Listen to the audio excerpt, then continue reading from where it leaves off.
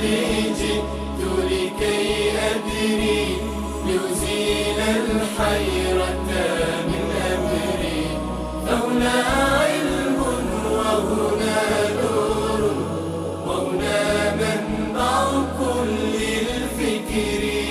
نهر من فقه يتجلى بعقيدة صدق في صدري، لبيك أتيتك في لهف لسؤالك يا أهل الذكر. لسؤالك يا أهل الذكر، لسؤالي جئت لكي أدري. بسم الله الرحمن الرحیم. الحمد لله رب العالمین و الصلاة والسلام على اشرف الانبیاء و المرسلین سیدنا و نبینا و مولانا محمد و علی آله و اصحابه اجمعین. با یاد و نام الله متعال و با درود بر حضرت محمد مصطفی برنامه امروز را آغاز می‌کنیم. عرض سلام و خسته نباشید داریم خدمت شما بینندگان عزیز.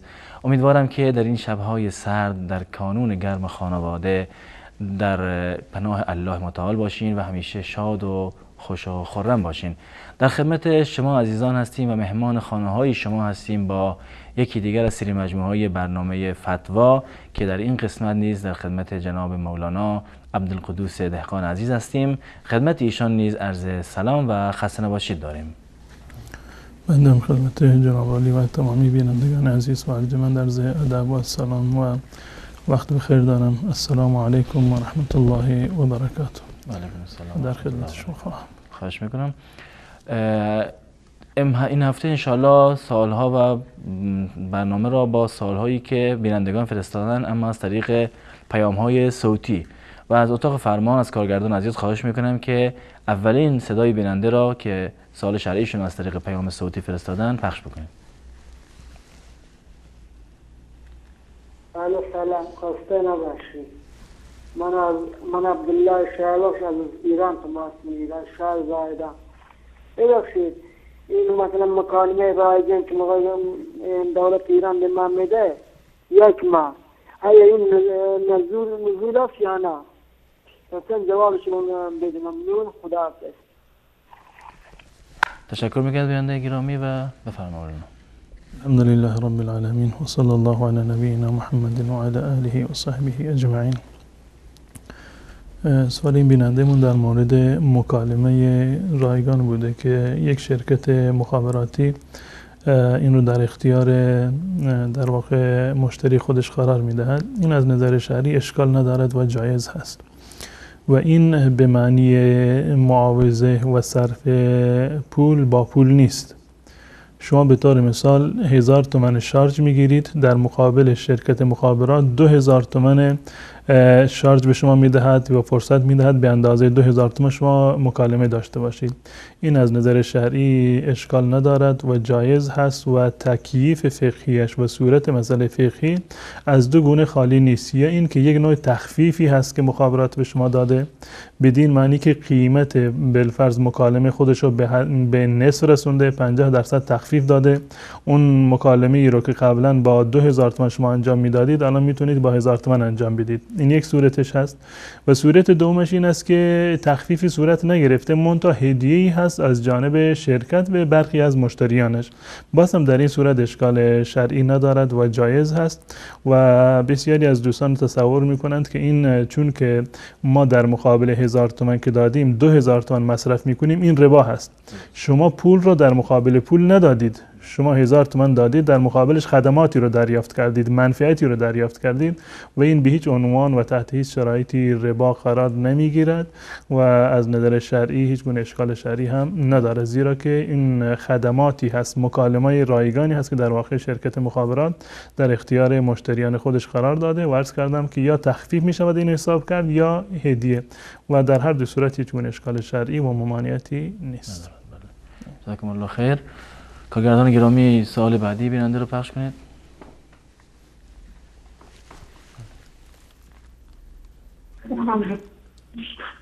سلام علیکم. من عایشه هستم از تاجیکستان. من میخواستم یه سوال دیم. مثلا اگر با پسر دایه یا اینکه با پسر عمو با دست سلام کنی چی حکمی داره در من؟ باز میخواستم که برنامه هدایت اینستاگرام با قرآن رو هر بگاه پخش کنید. سلام علیکم و السلام. خیر. علیکم السلام و رحمت الله و برکاته. تشکر می‌کنم بیننده گرامی. از نظر شرعی پسر عمو یا پسر دایی اینها جزء محارم نیستند و جزء افراد نامحرم هستند و یک دختر میتواند از نظر شرعی که با پسر دایی خودش یا پسر عموی خودش ازدواج بکند.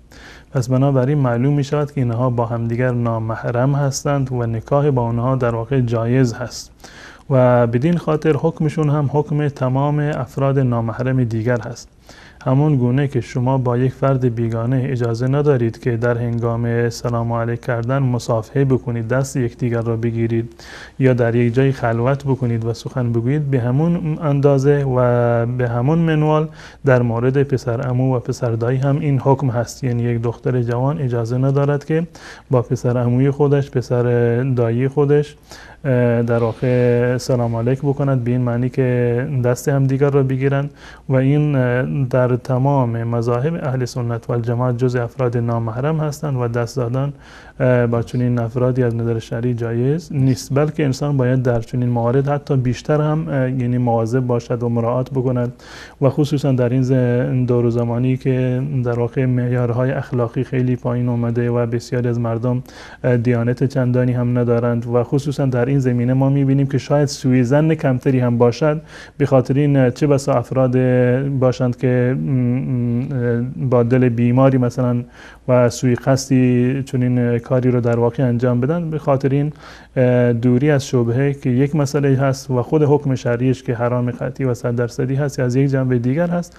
انسان باید از این عمل پرهیز بکند و تحت هیچ شرایطی جایز نیست که انسان با دختر عمویش یا دختر داییش یا همچنین یک دختر با پسر عمو و پسر دایی خودش در واقع سلام علیک بکنند بدین معنی که مصافحه بکنند و دست هم دیگر رو بگیرین. این از نظر شرعی حرام هست. درست. جزاکم الله خیر. پیام صوتی بعدی بیننده رو پخش کنین.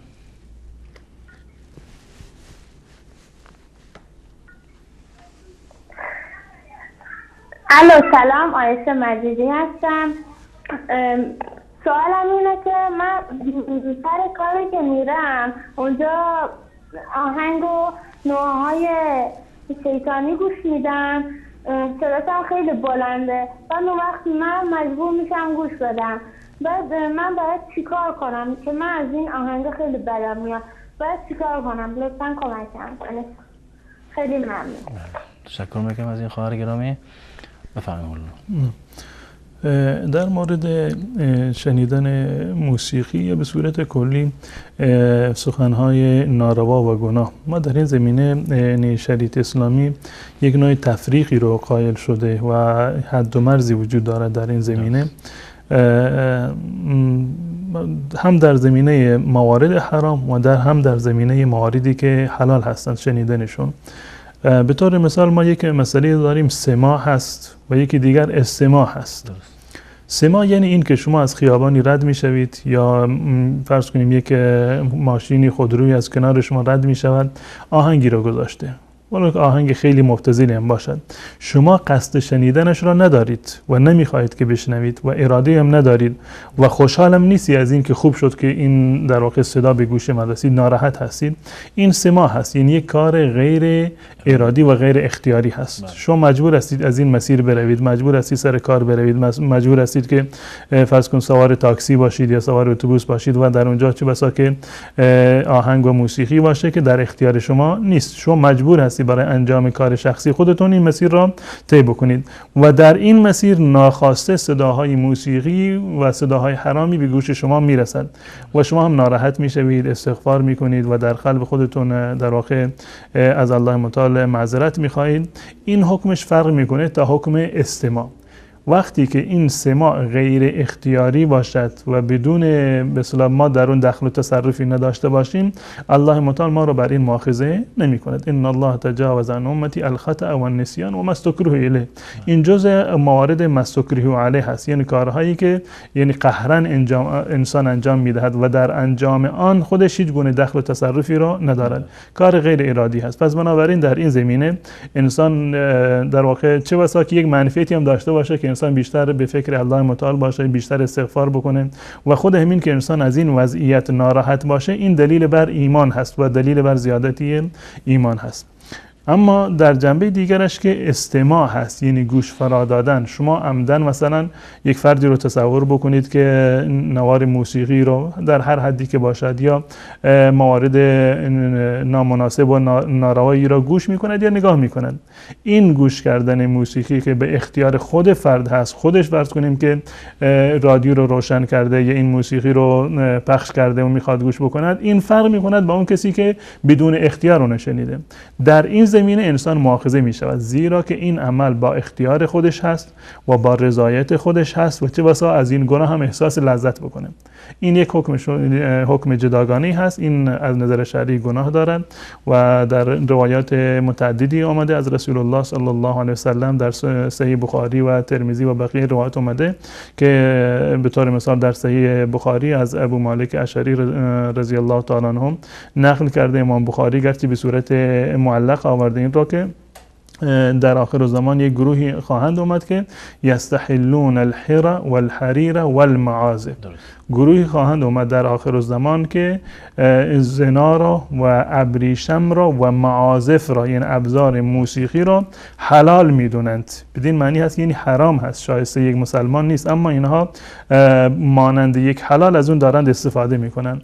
این دلیل بر حرمت هست و تفسیر و توضیح عبدالله ابن مسعود هست و من اضل که در آیه قرآنی که میفرماید که لهو الحدیث رو ترجمه کرده، گفته که این لهو الحدیث یعنی موسیقی هست، تفسیر کرده و در روایت عبدالله ابن عمر هم اومده در سنن ترمذی و بقیه مواردی هم هست. یعنی دلایل حرمت موسیقی در شریعت اسلامی دلایل خیلی متعددی هستند. منتها با این تفاوتی که عرض کردم، سماع باشد یعنی بدون اختیار باشد، انسان گناهکار نمی شود. در زمانی که خودش نقش داشته باشد و به اختیار خودش باشد، اون در واقع چون که عمل خودش هست گناه محسوب می شود و ایشون می توانند در اون محل کاری که هستند، اگر نمی توانند به صورت کلی صدای موسیقی رو در واقع کم بکنن، حداقلش این است که خودشون میتونن در کنار این ذکر بخونند، اوراد بخونند یا مثلا صدای قرآن رو خودشون با گوشی مثلا گوش بکنند، به صورتی که تأثیر منفی این در واقع موسیقی کمتر باشد و بالفرض اینکه هیچ صورتی هم برای دفعش نباشد و امکان پذیر نباشد، برایش میسر نیست، از نظر شرعیشون گناهکار نیست، زیرا که ایشون خواسته این صدا رو نشنیدند. جزاکم الله خیرا. اتاق فرمان لطف کنید صدای بعدی بیننده رو پخش کنید. الو سلام، من آیشه مجیدی هستم. این یکی سوالم خواهرم داره، یعنی از طرف خواهرمه که خواست بگه که آیا قولن شکوندن و ناخون گرفتن باعث میشه وضو بشکنه، یعنی وضو باطل بشه؟ همین. خیلی ممنون. جزاکم الله خیر. یعنی قسمت اول سوال شما من دقیقا متوجه نشدم که چی کنم. فکر کنم به این صورت یعنی به صدا در آوردن یعنی بند انگشتان باشه. نه به هیچ صورت، یعنی نه به صدا آوردن در آوردن بند انگشتان و همچنین ناخن گرفتن، هیچ کدام از اینها، یا مثلا مو را کوتاه کردن، موی سر را مثلا کوتاه کردن یا تراشیدن، هیچ کدام از این موارد موجب شکستن وضو نمیشوند. نه وضو را میشکنند و نه وضو را تضعیف میکنند، یعنی هیچ گونه اشکال شرعی در این زمینه وجود ندارد و هیچ گونه تأثیری بر طهارت و وضو هم نخواهند داشت. جزاکم الله خیر. از اتاق فرمان خواهش میکنم که شماره تماس بینندگان عزیز رو نیز زیرنویس بکنن و بینندگان لطف کنید از الان که میخواید تماس بگیرین سوالاتون رو آماده بکنین، یعنی جمله‌ای که میخواید سوال بپرسین آماده باشه و فقط از طریق تلفن با ما صحبت بکنید. آخرین تماس صوتی بیننده رو نیز پخش بکنید. بله سلام علیکم، خسته نباشید. تشکر از برنامه شما. راست من سر کار مثلا میرم، وقت نماز که میشه لباسم کثیفه، نمیتونم مثلا لباس تمیز بپوشم. وقت کارم وقت ندارم که برم خونه لباس بپوشم. آیا نمازم بخوانم، آیا نماز من درست است یا نه؟ تشکر از شما. سلامت باشید. تشکر بیننده. بفرمایید. جایز هست برای کسی که در واقع در محل کارش هست و کارگر هست، به هر صورتی که یعنی وقتی ما میگیم کارگر یعنی هر صنفی که و در هر زمینه‌ای که کار بکنن، اگر مثلا کارگر بنایی هستن فرض کنید لباسشون پر از گچ و سیمان و این موارد هست، یا مثلا رنگکار هستن لباسشون پر از رنگ باشه، یا فرض کنیم که جوشکاری و حدادی داشته باشن لباسشون سیاه شده باشه و در تمامی این موارد نماز با چنین لباسی جایز هست. این به عنوان یک اصل است. لباسی که از نجاست پاک باشد از نظر شرعی نماز با اون از نظر شرعی اشکال ندارد و جایز هست. اگر یک کسی در محل کارش میتواند لباسش رو عوض بکند، یک لباس تمیز و آراسته ای رو بپوشد، این اولاتر و بهتر هست، اولاتر و بهتر هست و سبب می شود که در نماز حضور قلب شما، خشوع و خضوع شما بیشتر بشود، خودتون بیشتر لذت ببرید از نماز خودتون، مطمئن‌تر باشید به نماز خودتون. منتها اگر در جایی هستید که میسر نیست برای شما که لباس عوض بکنید، در اونجا همین لباسی که به قول شما کثیف هست با این لباس می توانید که نماز بخوانید. یک بحث دیگری در این زمینه هست، لباسی که نجس هست. لباس کثیف یک در واقع یک محتوای بیشتری رو داره، گرد و خاکی روش نشسته، گلی، سیمانی، گچی روش نشسته یا رنگی روش ریخته، اینا میگن که کثیف هست، اما این نجس نیست. با این لباس کثیف که نجس نیست می شود که نماز خواند.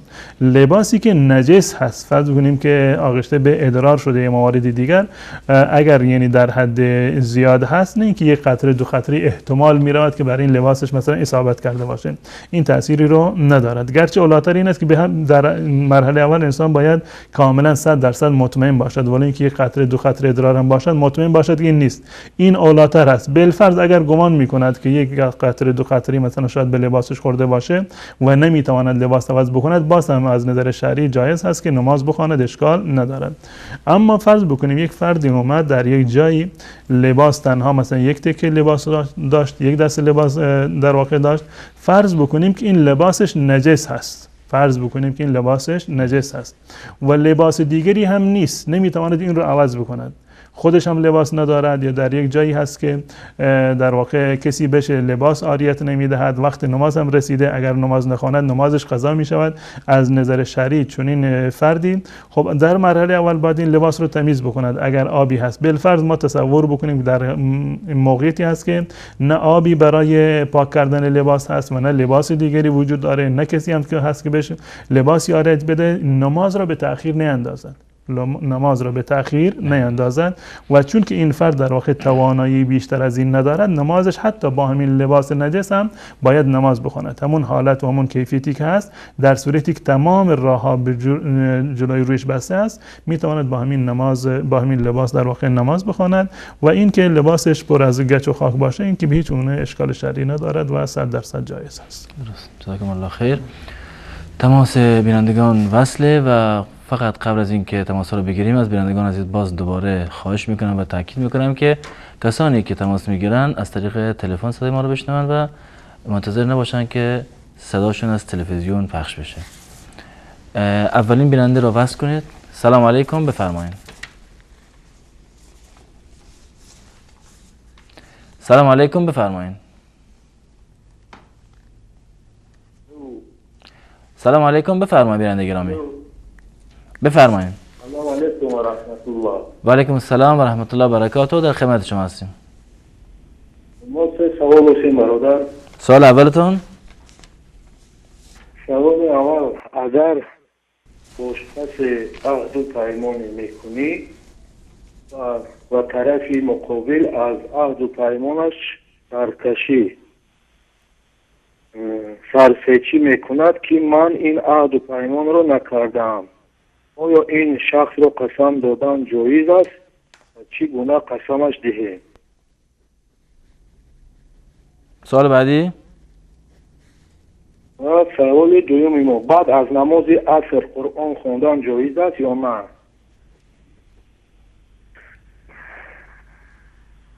سوال سوم ما درباره آداب دعا و شروط دعا التماس مفصل‌تر شرح دهید. درست انشالله. تشکر میکنم. سلام علیکم و رحمت الله. و علیکم السلام و رحمت الله و برکاته. تماس بعدی رو بس کنیم. سلام علیکم، بفرمایید. آقای الهی در خدمت شما هستیم، بفرمایید. برادر عزیز و ارجمند. و علیکم السلام و رحمت الله و برکاته، بفرمایید.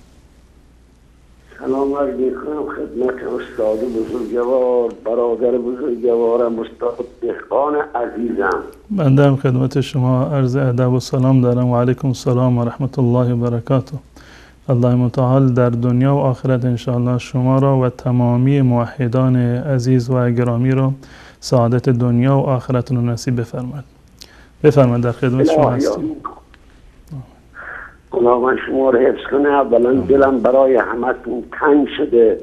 سلامت باشید. زنده باشی حاجی آقا. وقت نمیخوام دیگه، وقت بیاد بگیرم استاد بزرگ. در خدمت شما هستیم، بفرمایید. چهره زیبا که نمیزم خوب. سلامت باشید.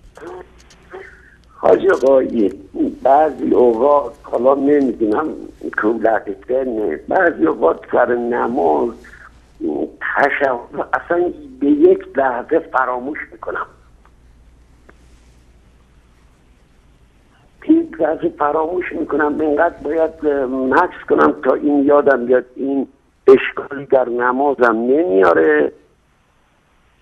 درست. بعد دوم این که این برادر این ابو سفیان آیا همون ابو سفیان بزرگ مکه؟ حالا من نمیدونم حاج آقا، ایشون حالا من اطلاعاتی ندارم از اون موقع که مسلمان شدم. آدم خوبیه یا بدیه؟ ابو سفیان خوبه که خب تا لحظه یعنی منظورتون در چه نبرد با رسول الله جنگید، آخرش هم در شهادتینش مشکوک بود و حالا من نمیدونم خوبه یا بده. از شما دارم میپرسم که ایشون همون ابو سفیان میگن خوبه یا کسی دیگه است؟ بعد مرحله سوال سوم هم دیگه به هر حال ببخشید حاج آقا، بفرمایید.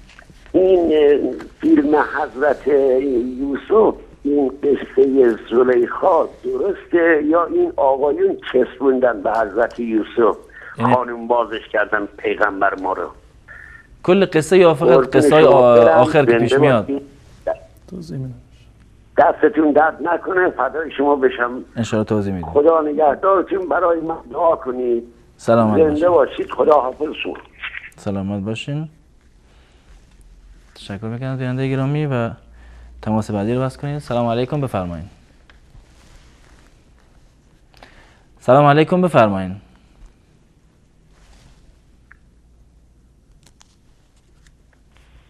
سلام علیکم، بفرمایید. سلام علیکم و رحمت الله و برکاته استاد گرامی. و علیکم السلام و رحمت الله و برکاته، در خدمت شما هستیم. خب استاد، من ازتون یک سوالی میخواهم بکنم. بفرمایید سوالتون. سوال من اینه که بعضی از زنهایمون در تاجیکستان مویهایشان را میفروشند. در مورد همین میخواستم یک توضیحات بدید. موهای خود را میفروشند؟ بله بله بله. یعنی به چه صورت منظور از یعنی چی که موها رو میفروشند؟ یعنی موهای سرشون رو میتراشند و میبرند تو بازار رو میفروشند؟ بله، شانه میکنن بقیه میبرن میفروشن. در مورد همین میخواستن توضیحات بدید. بله. متوجه شدید؟ یعنی فروش مو دیگه. انشالله متوجه شدیم. یعنی سال بعدی در آخر نه چیز دیگه من مثلا عرض کنم، میخواستم سرود مجاهد حق هم را برای ما پخش بکنید، خیلی ممنون میشیم. مجاهد حق. بله بله. انشالله. اگر یه میان برنامه اگر دیدید اون سرود رو برای ما پخش بکنید خیلی متشکرم میشدیم. انشالله. انشالله. سلامت باشید. یک برادر شما از تاجیکستان هستم. خیلی متشکرم. خداحافظ. سلامت باشین. تشکر میکنیم از شما. بیننده بعدی رو بگیریم. سلام علیکم، بفرمایید. السلام علیکم و رحمت الله و برکاته. و علیکم السلام و رحمت الله و برکاته. در خدمت شما هستیم. من میخواستم سوال بپرسم. بفرمایید سوالتون. میخواستم بپرسم موسیقی اشکال داره که موسیقی سنتی اشکال داره که بزنی یا نه؟ درست. سوال دیگه هم دارین؟ نه همینطور. بله. تشکر میکنیم. تماس بعدی رو باز کنیم. سلام علیکم، بفرمایید. سلام علیکم. و علیکم السلام و رحمت الله. در خدمت شما هستیم. ببخشید یک سوال داشتم. بفرمایید. ما چند وقت قبل رفته بودیم، حج رفتیم. ما نمیدونستم با خانم خود همبستری کردیم. بعدا از یک کارشناس یعنی زمانی که در احرام بودین؟ بله درست. بعدا با ما توضیح بدید وقتی که در حج بودید این در واقع نوع حجتون چی بود؟ در احرام عمره بودید یا در احرام حج بودید یا مثلا بعد از روز دهم بوده، قبل از روز دهم بوده؟ قبل از دهم، بعد از دهم و در حالت احرام بودیم و حج تمتع. در حج تمتع بود، یعنی قبل از اینکه شما طواف افاضه را بکنید یا بقیه مناسک روز دهم رو انجام بدید قبل از این بوده؟ ما دیگه نمیدونستم دیگه، حالتی که نمیدونستم. یعنی منظوره که رمی جمرات انجام داده بودین و حلق هم کرده بودین، رفته بودین به طواف؟ انجام داده بودیم اما قبلش هم اینجوری بوده. قبل از اینکه رمی جمرات بکنید. بسیار. بله قبلش هم بعدش هم. حالا سوالم اینجاست که من میخواستم یک پرسیدم از شبکه کلمه، با من گفت که یک شطور ذبح بکن بعد دیگه تمام میشه. حالا من سوالم اینجاست که از کجا حرم، از کجا مثلا شروع میشه؟ جایی که از اونجا مثلا شطور بخری همونجا ذبح کنی درسته تو مکه، یا باید بیاریش جلو حرم، نزدیکای حرم باید گوشتش تقسیم کنیم؟ درست. بسیار خوب، توضیح خواهم داد. انشالله توضیح خواهم داد. سلامت باشید. سلام علیکم، بفرمایید.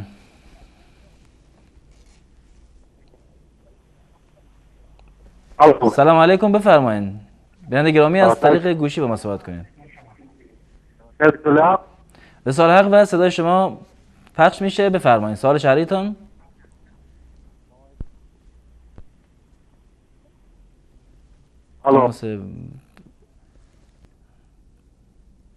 تماس بعدی رو بگیرین انشالله که بیننده متوجه بشه که صداشون داره دیر میاد تا دوباره تماس بگیرن. سلام علیکم، بفرمایید. الو. سلام علیکم، بفرمایید. من یک سوال داشتم. سوالتون بفرمایید. نام یک شیطان یا شیطان است؟ یعنی نام در اسلام جایز است یا نه؟ نامش چی است؟ یاسمن. یاسمن؟ یاسمن نام دارد، در اسلام جایز است یا نه؟ درست. سوال دیگه هم دارین؟ سوال دویم هم این است که یعنی یک مرد یک جنس سوالان قرآن نداند و می‌خواست از زیورد خانه بچه همون وقتمانی که زنده هست. یعنی قرآن نمیداند ولی چیکار میکنن؟ دوباره سوال دوم بپرسین. سوال دویم یعنی می‌خواست که این سوال مادری ما قرآن خانه نداند ما بخونه برای حق وقت وقته ولی که زنده هست برای یعنی کشیدن وقت وقته نشود. درست، بخشیدن قرآن یعنی. انشالله پاسخ دریافت میکنین.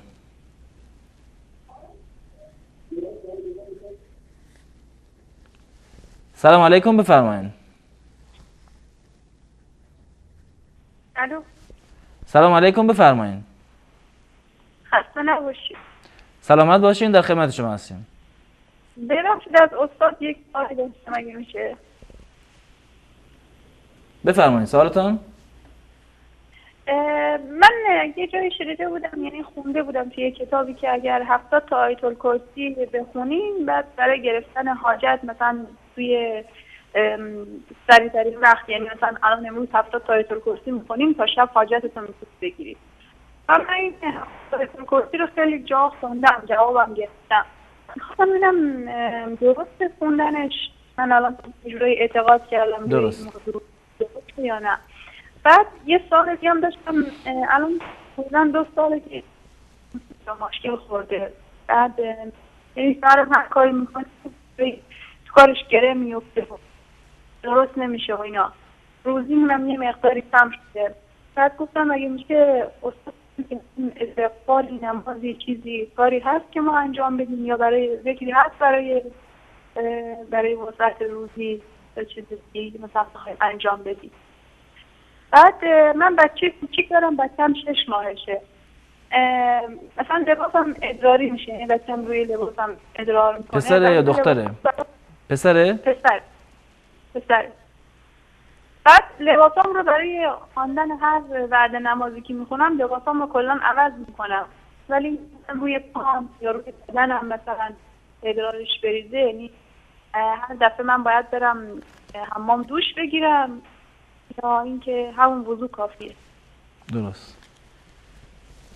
تشکر میکنم از شما. خیلی متشکرم. خیلی ممنون از برنامه خوب. سلامت باشین. سلام علیکم، بفرمایید.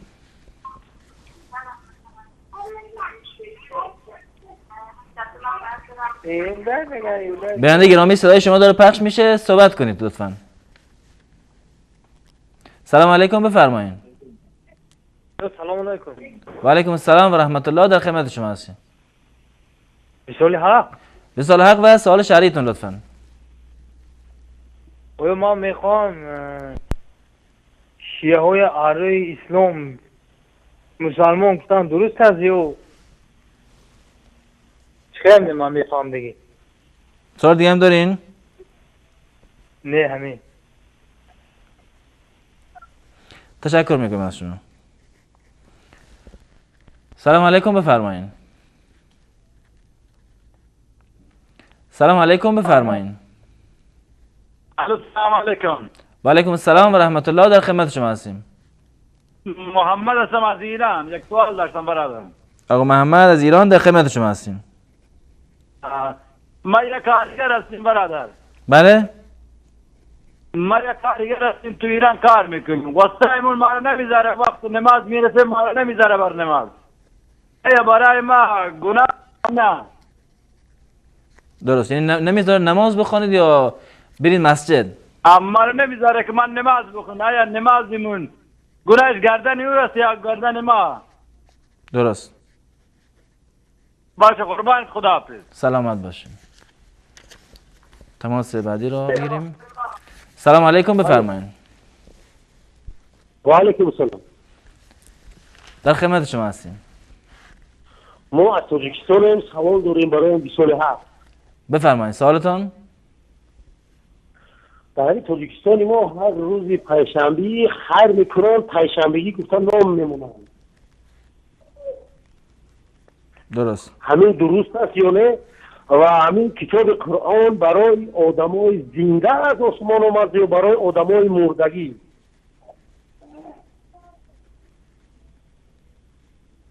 سوال دیگه؟ فهمیدی؟ بله. سلامت باشی، همین قسم باشی. سلامت باشی. تشکر میکنم از شما. تماس بعدی رو بس کنیم. سلام علیکم، بفرمایید. سلام علیکم. سلام علیکم. و علیکم السلام و رحمت الله، در خدمت شما هستیم. استاد یک سوال داشتیم. بفرمایید. انا در تاجیکستان توی های عروسی می شود با سرایندگان. درست. انا از همون معرکه نداریم یا خش تبور است، یکم تعام روان کنند، همون را خوردن جایز است یا نه؟ سوال دیگه هم دارین؟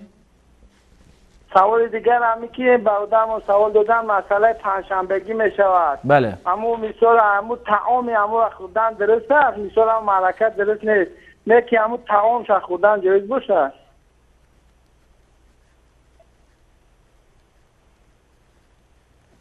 تشکر میکنم از شما. سلامت باشین، در حق ما دعا کنید. سلامت باشین. سلام علیکم، بفرمایید. سلام علیکم، بفرمایید. من باز از بینندگان عزیز خواهش میکنم که از طریق تلفن فقط با ما صحبت بکنید و منتظر نشین که صداتون از تلویزیون پخش بشه. سلام علیکم، بفرمایید.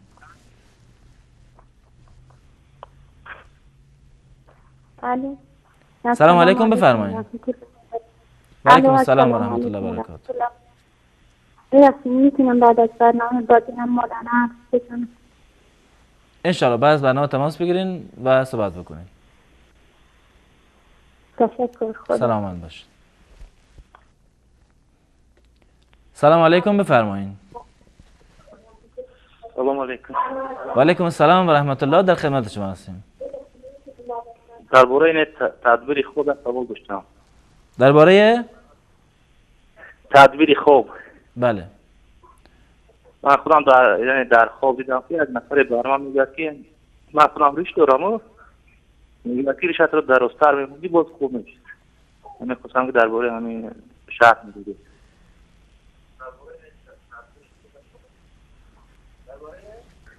انشالله. سوال دیگه دارین؟ سوال شرعی، چیزی که ربطی به برنامه هم داشته باشه؟ سلامت باش رحمت. سلامت باش. سلام علیکم، بفرمایید. سلام علیکم، بفرمایید. الو. در خدمت شما هستیم بیننده گرامی. سلام علیکم. خوبه؟ سلامت باشین. در خدمت شما هستیم. یه سوال داشتم. بفرمایید سوالتون. میخواد یه جواب تو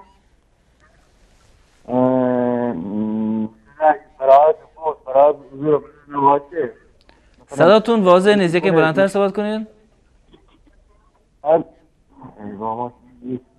یه سوال داشتم. بله سوال دارین ولی صداتون یکی بلندتر بکنید.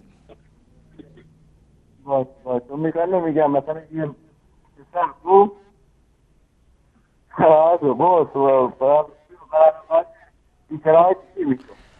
صداتون مشکل داره، لطفا دوباره تماس بگیرین چون الان ما اصلا متوجه سوالتون نمیشیم. تشکر میکنم از شما. سلام علیکم، بفرمایید.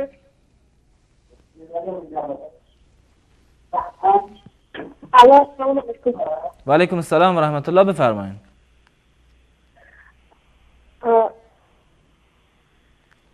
سوال شرعیتون؟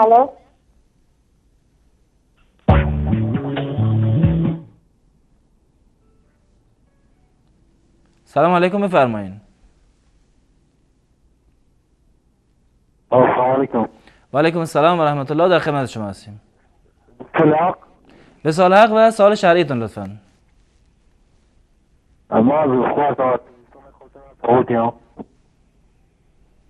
بله.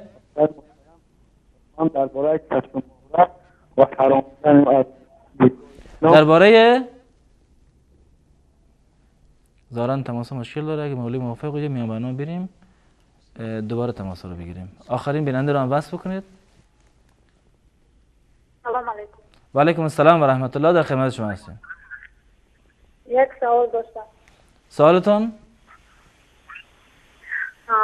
زنی که طلاق شده باشه تا یک لحظه یکدیگر رو بینن با هم دیگر گپ زنن.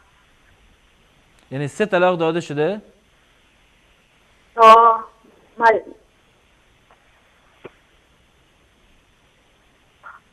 درست. سوال دیگر در وقت نماز خوندن کودک خردسال در پیش نماز گذارد دوام دادن ممکن است؟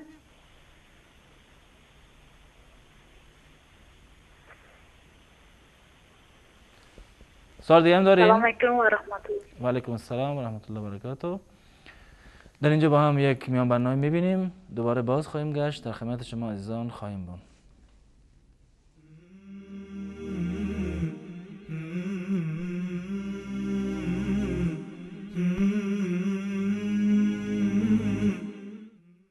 من مجاهد حقم، مرد سنگر آرایم، مؤمن خدا جویم، دشمن تعدایم، قاطع و مبارزم، یار دین و دنیایم، شیر روز پیکارم، جنت است تمنایم، نعره های تکبیرم موج صف شکن دارد، چه چه تفنگ من با جهان سخن دارد، نعره های تکبیرم موج صف شکن دارد، چه چه تفنگ من با جهان سخن دارد.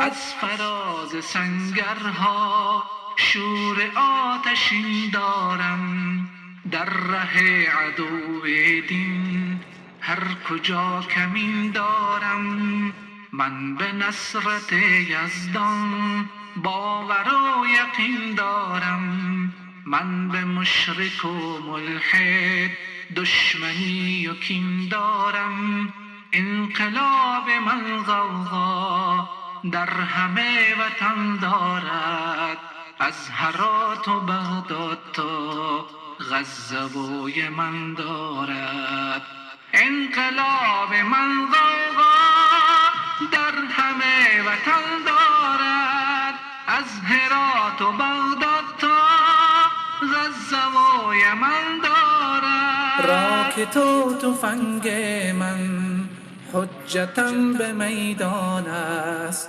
دفتر و کتاب من منطقی ز انسان است، هجرت و جهاد من بهر حفظ ایمان است، خط و مشی من دایم پیروی ز قرآن است، هر مبارزم اینجا حالتی چو من دارد، مرد سنگر و خون است با خودش کفن دارد، هر مبارزم اینجا حالتی چو من دارد، مرد سنگر و خون است با خودش کفن دارد. تارمق به جانم هست، حامی مسلمانم، پاسدار این دینم، یاور ضعیفانم، عاشق جهادم من، مرد روز میدانم، من مجاهد حقم، وارث شهیدانم، هر جوان این سنگر عزم کفر شکن دارد، از مصافشان دشمن لرز در بدن دارد، هر جوان این سنگر عزم کفر شکن دارد، از مصافشان دشمن لرز در بدن دارد. طاغوت و سپاه او از چنین کسان ترسند، قلب دشمنان دایم از وجودمان لرزد، کاخ ظلمشان زود است زلزله در آن افتد، صبر کن سلحشورا عاقبت زما گردد، عشق این جهاد در دل ریشه کهن دارد، بیخ کفر و طاغوت را روزی ریشه کن دارد، عشق این جهاد در دل ریشه کهن دارد، بیخ کفر و طاغوت را روزی ریشه کن دارد، عشق این جهاد در دل ریشه کهن دارد، بیخ کفر و طاغوت را روزی ریشه کن دارد.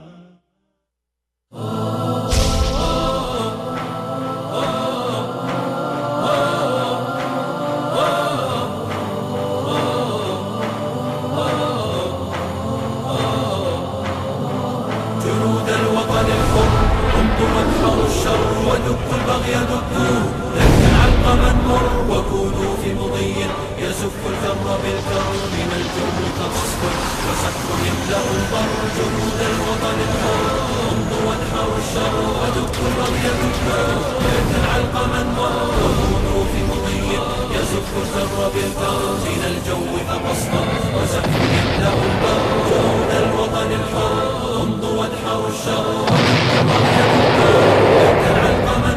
وكونوا في مضي يزف الكر بالكر من الجو كتصفر وسحب يملأ البر سعوديون والعزم فينا شعل النار بنا الإقدام والحزم نحمي بالفدا الدار سعوديون والعزم فينا شعل النار بنا الإقدام والحزم نحمي بالفدا الدار بنا الإقدام والحزم نحمي بالفدا الدار الوطن الحر تحكم بحدى النصر وتقتات وتزداد وتفني المر بالصبر فهذه صرخات الجيوش اليوم تزهر وهذا علم العز في العلياء أخضر جيوش الوطن الحر تحدو بحدى النصر وتقتات وتزداد وتفني المر بالصبر فهذه صرخات الجيوش اليوم تزهر وهذا علم العز في العلياء أخضر بلادي عن حماها جنودا نفتديها نضحي لذراها ونرعى الحق فيها بلادي عن حماها جنودا نفتديها نضحي لذراها ونرعى الحق فيها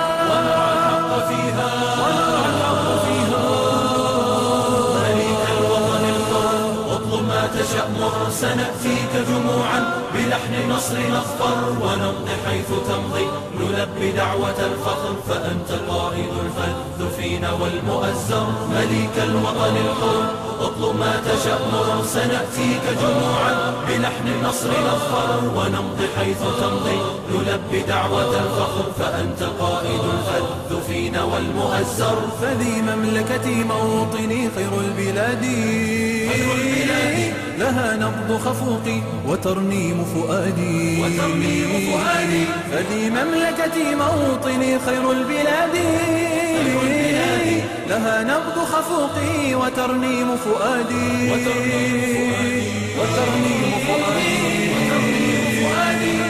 حدود الوطن الحر جئنا نكحر الشر ندك البغي دكا شديدا علقما مر ونمضي في ثبات يزف الكر بالكر من الجو فتصفر وزحف يملأ البر حدود الوطن الحر جئنا نكحر الشر ندك البغي دكا شديدا علقما مر ونمضي في ثبات يزف الكر بالكر من الجو فتصفر وزحف يملأ البر لواءات علانا بنا للنصر قودي وخض في سمانا هنا العز سعودي لواءات علانا بنا للنصر قودي وخض في سمانا هنا العز سعودي هنا العز سعودي الشر ودك البغي دكوا دكا علقما مر وكونوا في مضي يزف الكر بالكر من الجو فتصفر وزحف يملأ البر جنود الوطن الحر امضوا وادحروا الشر ودك البغي دكوا دكا علقما مر وكونوا في مضي يزف الكر بالكر من الجو فتصفر وزحف يملأ البر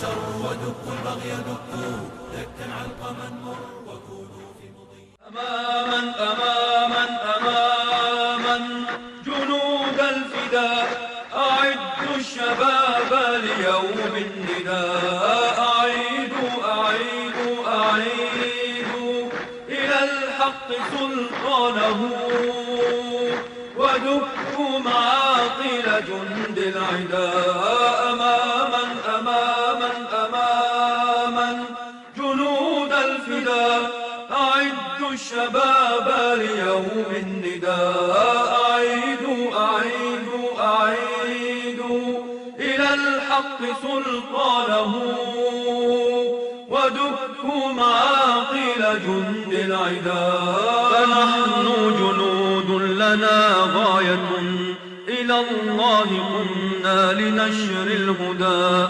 وأنا على الحق نمشي به جنودا لقدوتنا المفتدى فنحن جنود لنا غاية إلى الله قمنا لنشر الهدى وأنا على الحق نمشي به جنودا لقدوتنا المفتدى أماما أماما أماما جنود الفداء أعدوا الشباب ليوم النداء أعيدوا أعيدوا أعيدوا إلى الحق سلطانه ودكوا معاقل جند العدا أماما أماما أماما جنود الفداء أعدوا الشباب ليوم النداء أعيدوا أعيدوا أعيدوا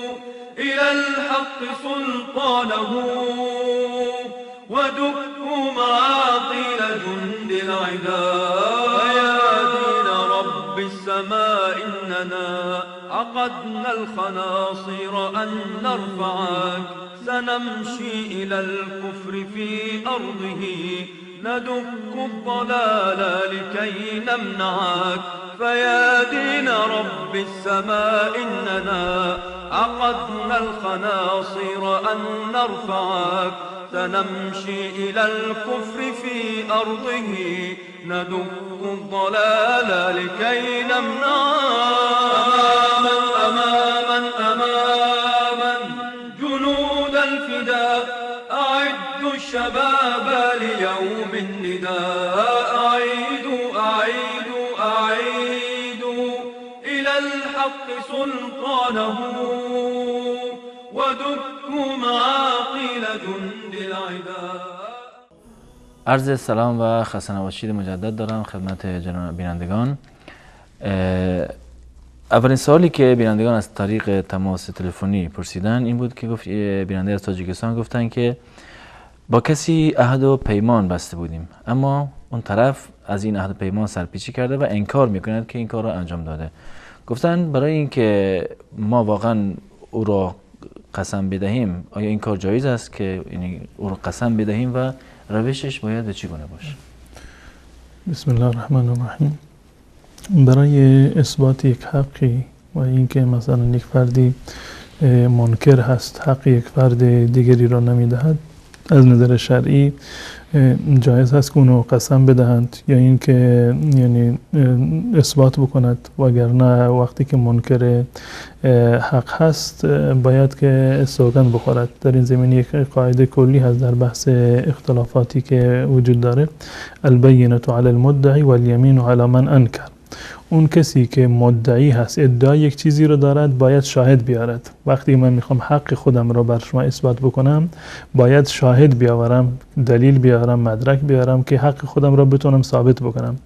اگر مدعا علیه در واقع انکار بکند و بگید که نه من چنین حقی رو قبول ندارم اون رو میتوانیم که قسم بدهیم. قسم و سوگند بر کسی که منکر هست این مدعا علیه که منکر حق شما هست از نظر شرعی میتوانید که اون رو قسم بدهید و دادگاه اسلامی اون رو قسم میدهد و قسم خوردن همین است که نام الله متعال رو بگیرد. مثلا بگوید که والله من چنین عهد و پیمانی نکردم والله که من این کار رو انجام ندادم والله که شما بر من حقی رو در این زمینه مشخص مثلا ندارید. این از نظر شرعی جایز هست و حق شما هست میتوانید اون طرفی رو که منکر حق شما هست اون رو سوگند بدهید.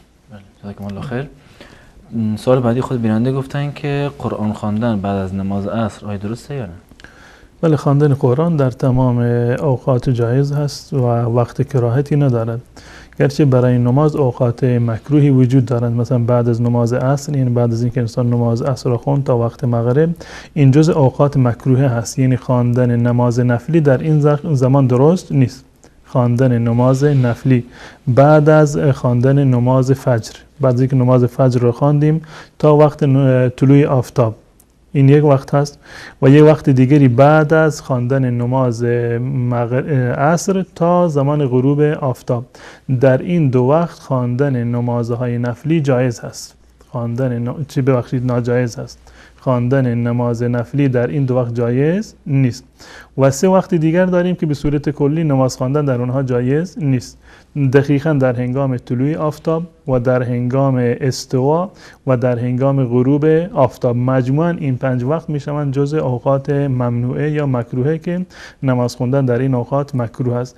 اما قرآن خواندن این اوقات مکروهه را ندارد. اینها مخصوص نماز هستند. یعنی قرآن را در هر وقت بعد از عصر، بعد از فجر یا در هنگام طلوع یا غروب آفتاب خواندنش جایز هست و اوقات و وقتهای ممنوعه و مکروهی را نداره. در هر زمانی خواندن قرآن جایز هست. حتی لو اینکه مثلا احیانا خیلی سوال می شود که آیا جایز هست ما دراز کشیده نماز بخوانیم؟ بله، چه ببخشید یعنی قرآن بخونیم جایزه. زنان سوال می کنند آیا با سر برهنه می شود قرآن خوند؟ بله، با سر و دست و پای برهنه می شود قرآن خوند. حتی زمانی که انسان در بسترش هم خوابیده، دراز کشیده، زیر پتو هم هست، می تواند قرآن بخواند. خوابش نمیاد میخواد قرآن بخواند، حفظ دارد، هیچ گونه اشکال شرعی ندارد، می تواند قرآن رو تلاوت بکند. ممنوعیتی برای تلاوت قرآن وجود ندارد، به استثنای اینکه در حالت جنابت که بسیار از علما معتقد بر این هستند که خواندن قرآن جایز نیست، اما در بقیه اوقات خواندن قرآن در واقع جایز، اشکال ندارد. جزاکم الله خیر. آداب و شروط دعا را خواستن که توضیح بدید. دعا یک عبادت هست و رسول الله صلی الله علیه و سلم فرمودند الدعاء هو العباده، که دعا همان عبادت هست یا یکی از برترین انواع عبادت هست. به صورت کلی در تمام دعاها و در تمام عبادات، چه اهم از این که این عبادت دعا باشد یا نماز باشد، روزه و زکات و حج یا عبادات دیگر باشد، نخستین شرطش اخلاص است. یعنی این که انسان خالص باشد در این دعای خودش و در این عبادت خودش. و چون که دعا جزئی از انواع و یکی از انواع عبادت هست، پس بنابراین اولین شرطش اخلاص است. شما فقط و فقط الله متعال را صدا بزنید، از الله متعال بخواهید ایاک نعبد و ایاک نستعین و اذا سألك عبادی عنی فانی قریب اجیب دعوت الداعی، که فقط و فقط باید الله متعال رو ما باید صدا بزنیم. اخلاص در دعا باید داشته باشیم. این اساسی ترین و مهمترین شرط در واقع دعا هست. غیر از این وقتی که ما به آداب و شرایطش میخوایم نگاه بکنیم، مورد دومش این است که این دعای جایزی باشد. دعا یک دعای جایزی باشد. دعایی که مبنی بر یک گناه هست یا مبنی بر فرض کنیم که قطع رحم هست، قطع رابطه خویشاوندی هست، یا دعای برای گناه هست، چون این دعای جایز نیست. مثلا که فردی دعا میکند الله پروردگار فلانی رو بکش، از یک کسی ناراحت هست، نمیدونه فلانی رو مالش رو از بین ببر، جانش رو از بین ببر، اینا دعایی هست که دعای گناه هست و چون این دعایی در واقع جایز نیست. فلانی پروردگار فرزند فلانی رو نمیدونم بگیر، فلانی رو در دنیا ناکام بکن، این دعای بعد جز دعاهایی است که الله متعال رو در واقع قبول نمی کند و خصوصا وقتی که این دعای یعنی بی موردی باشد، جایز نباشد یا بدون دلیل کسی بخواد که دعا بکند. روایتی هست در صحیح مسلم از حضرت ابو سعید خدری رضی الله تعالی عنه که رسول الله صلی الله علیه و سلم فرمودند یستجاب للعبد ما لم یدع باثم او قطیعه رحم، تا زمانی که انسان دعای به گناه نکرده یا دعایی برای قطع رحم نکرده و قطع رابطه خویشاوندی نکرده، الله متعال چنین دعایی رو قبول میکند. پس بنابراین خود دعا کردن، اگر این دعا مفهومش مفهوم بدی باشه، دعایی باشه برای گناه، دعایی باشه برای ضرر و زیان رساندن به دیگران باشد، الله متعال چنین دعایی رو قبول نمیکند. دعا حتما باید دعای خیر باشد. این مورد دوم هست. و مورد دیگری که خیلی مهم است در این زمینه، حضور قلب در دعا هست. حضور قلب در دعا، یعنی وقتی که ما دست‌ها رو بلند کردیم و دعا میکنیم به بارگاه الله متعال، بفهمیم که چی میگوییم، بفهمیم که الان داریم با پروردگار خودمون راز و نیاز و مناجات میکنیم و حضور قلبی رو در این زمینه داشته باشیم. حضرت ابو هریره رضی الله تعالی عنه در صحیح مسلم نقل میکند از رسول الله صلی الله علیه و سلم که رسول گرامی اسلام صلی الله علیه و سلم فرمودند ادعوا الله و انتم موقنون بالاجابه، الله متعال را بخواهید و این دعا بکنید با کیفیتی که شما یقین به اجابت دارید. یقین به اجابت. این وقتی که انسان دعا بکند، احیانا میبینیم بسیاری از مردم دعا میکنن، یک باور غلطی تو ذهنشون هست که من میدونم که خدا دعای ما رو قبول نمیکند. خب اینو باور کردن خودشون که من اندازه گناهکارم، یا مثلا به هر صورت دیگر، به هر دلیل دیگر من میدونم که دعای من قبول نمیشد، بازم دستا رو بلند میکنند و دعا میکنند. رسول الله صلی الله علیه و آله در حدیث قدسی میفرماند که الله متعال میفرماید انا عند ظن عبدی بی معه، بنده من با من چه گمانی داشته باشه من همون گونه باش برخورد میکنم.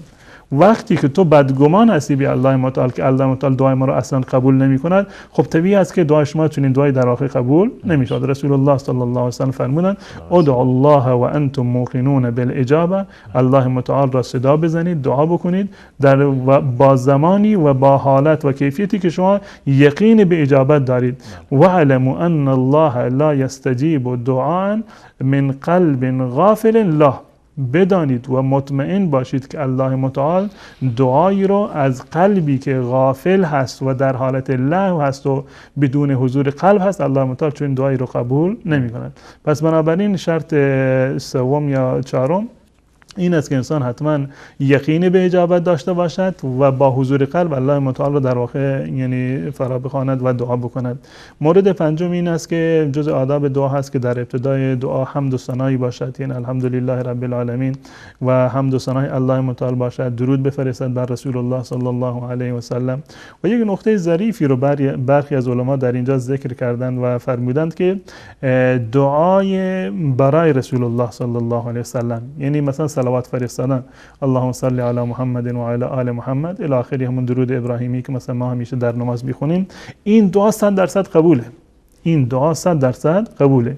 چه این دعا رو یک انسان گناهکاری انجام بده بخونه یا یک انسان مؤمن متقی انجام بده، هر کسی این دعا رو بخونه، درود برای رسول الله صلی الله علیه و سلم، این دعا 100% قبول هست. یعنی در مورد رسول الله اللهم صل علی محمد و علی آل محمد، الله متعال این دعا رو قبول میکنه. بسیار از علما یک نقطه ظریفی رو در اینجا ذکر کردن، فرمودن وقتی که حاجتت رو بیان میکنی، اینو در لابلای 2 صلوات قرار بده. 2 صلوات، یعنی حمد الله و صلات بر رسول الله صلی الله علیه و سلم، حاجتت را بگو و پشت سرش دوباره صلوات بفرست. این یک از یعنی در واقع از نظر عقلی اینو گفتم، اون پروردگاری که 2 طرف دعای شما را قبول بکند، وسط دعای شما را هم قبول میکند. این مورد 4 یا 5 بود عرض کردم. و یکی دیگر از آدابش بلند کردن دست هست به صورت کلی در دعا، به صورت عمومی ثابت هست. یعنی بلند کردن دست در هنگام دعا جز مواردی هست که با تواتر از رسول الله صلی الله علیه و سلم ثابت هست.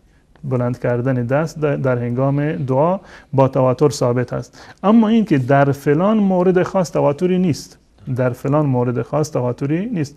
مثلا اومده که رسول الله صلی الله علیه و سلم در هنگام صلات استسقا یا در هنگامی که در دعای طلب باران میکردن دعا رو بلند میکردن، در موارد متعددی اومده که رسول الله صلی الله علیه و سلم دستها رو بلند میکردن برای دعا کردن. پس دعا کردن و بلند کردن دست در هنگام دعا یکی از آداب دعا هست. و یک موردی که خیلی مهم هست در این زمینه که ما باید حتما اینو مراعات بکنیم و در پیون باشیم، خوردن مال حلال هست. خوردن مال حلال یک از مواردی هست. روایتی در صحیح مسلم هست از حضرت ابو هریره رضی الله تعالی عنه که رسول الله صلی الله علیه و سلم فرمودند ایها الناس ان الله طیب لا یقبل الا طیبا، الله متعال پاکیزه هست و جز پاکیزگی چیزی رو قبول نمیکنه. الله متعال پاکیزه هست و چیزهای ناپاکیزه رو الله متعال قبول نمی کند. بعد از این رسول الله صلی الله علیه و سلم برای یکی از موارد ناپاکی رو که الله متعال قبولش نمی کند مثالی رو زدن. فرمودند که یک مردی رو تصور بکنید که اشعث اغبر هست، یعنی ژولیده مو هست، پریشان هست و در بیابانی فرض کنیم که راه می رود، یطیل السفر اشعث اغبر یمد یده الی السماء، در یک سفر طولانی رفته و خسته و کوفته و درمانده هست و وضع ظاهریش هم زیاد مناسب نیست، یعنی تمام حالاتی رو که یعنی جای داره برای اینکه موجب رحمت الله متعال باشه، الله متعال به حالش یعنی رحم بکند. اما این فرد با وجودی که این وضعیت رو دارد و دستها رو بلند میکند به طرف آسمان دعا میکند یا رب یا رب، یعنی دعا میکند. رسول الله صلی الله علیه وسلم فرمودند و مطعمه حرام و مشربه حرام و ملبسه حرام و غذی بالحرام فانا یستجاب له. این مرد که هر کسی اینو ببینه دلش به حالش میسوزه و باید مورد رحمت الله متعال قرار میگرفت، دعاش را میپذیره. این انسان غذایش حرام بوده، شراب و این نوشیدنیش حرام بوده، لباسش حرام بوده، تغذیهش از حرام بوده. فانا یستجاب له، چگونه ممکن است که برای چنین انسانی در واقع الله متعال اجابت بکنه؟ زیرا که هم غذایش حرام، هم خورد و نوشش همه حرام بوده، لباسش هم حرام هست و خود اصلا وجودش از حرام تغذیه شده و تمام اینها مواردی هست که ناپاک هست و الله تعالی چیز ناپاک رو در واقع قبول نمی‌کنه.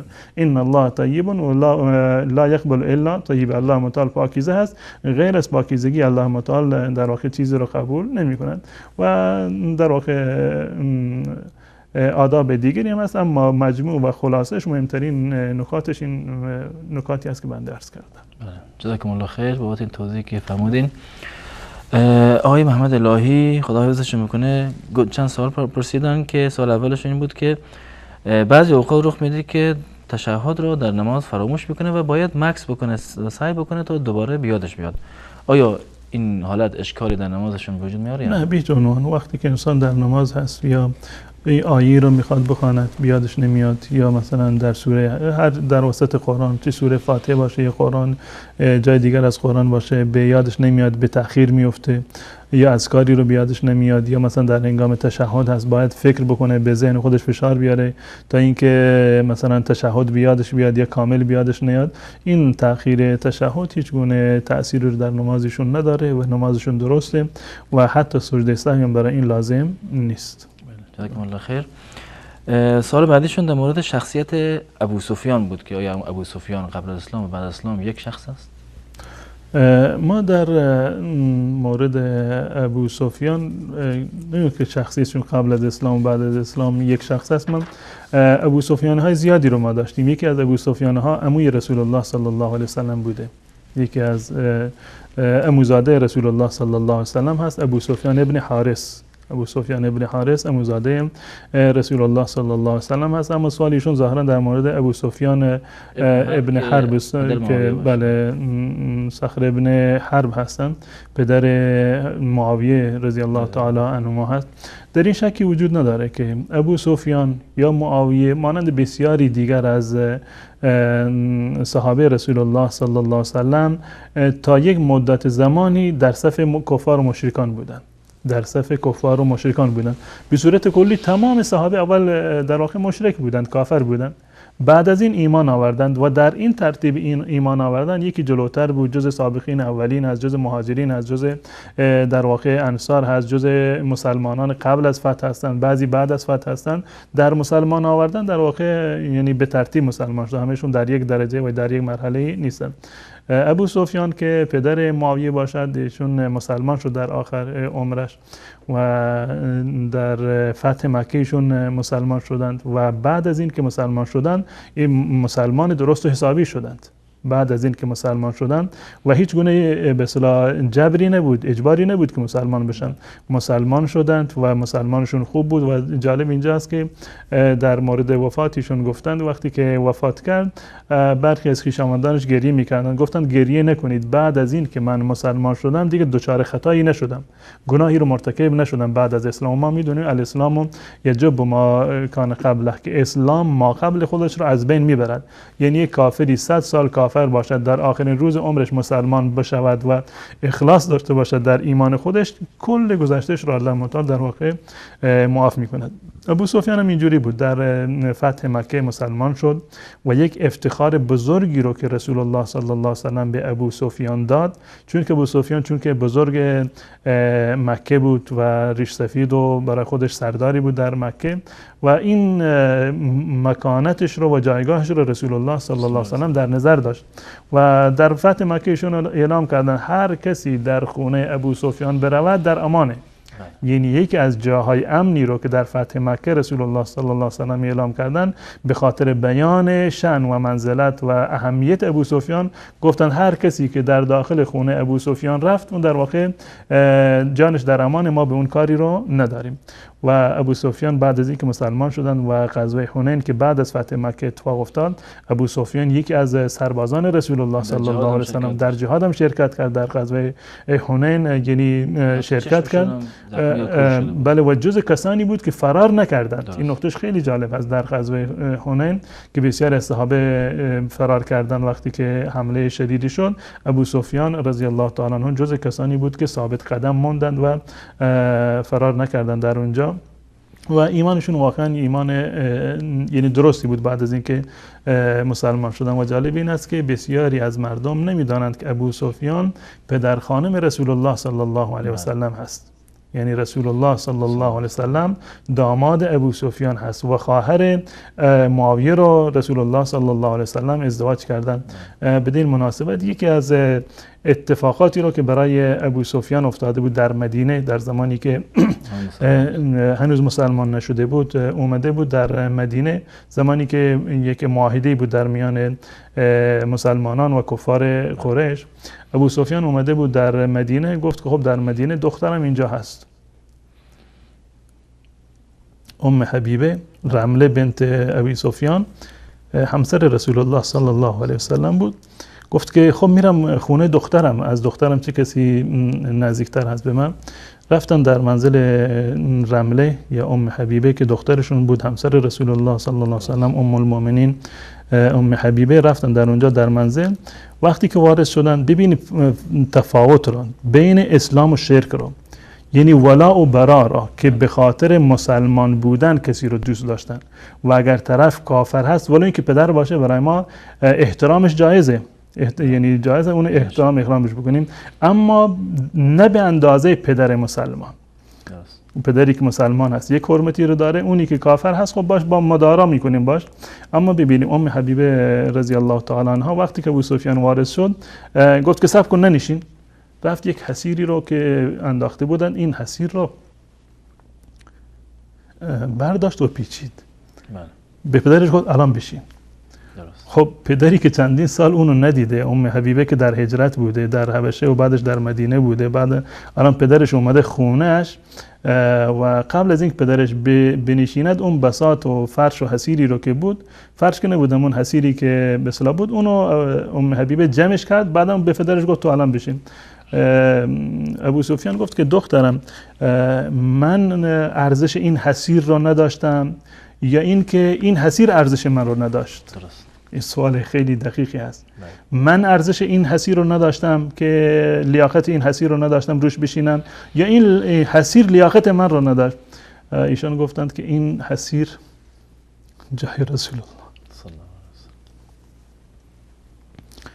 این جایگاه رسول الله صلی الله علیه و سلم هست و تو چون که کافر هستی ارزش این رو نداری که بر جای رسول الله صلی الله علیه و سلم بنشینی. ولی این ابو سفیان پدر خانم رسول الله صلی الله علیه و سلم هست.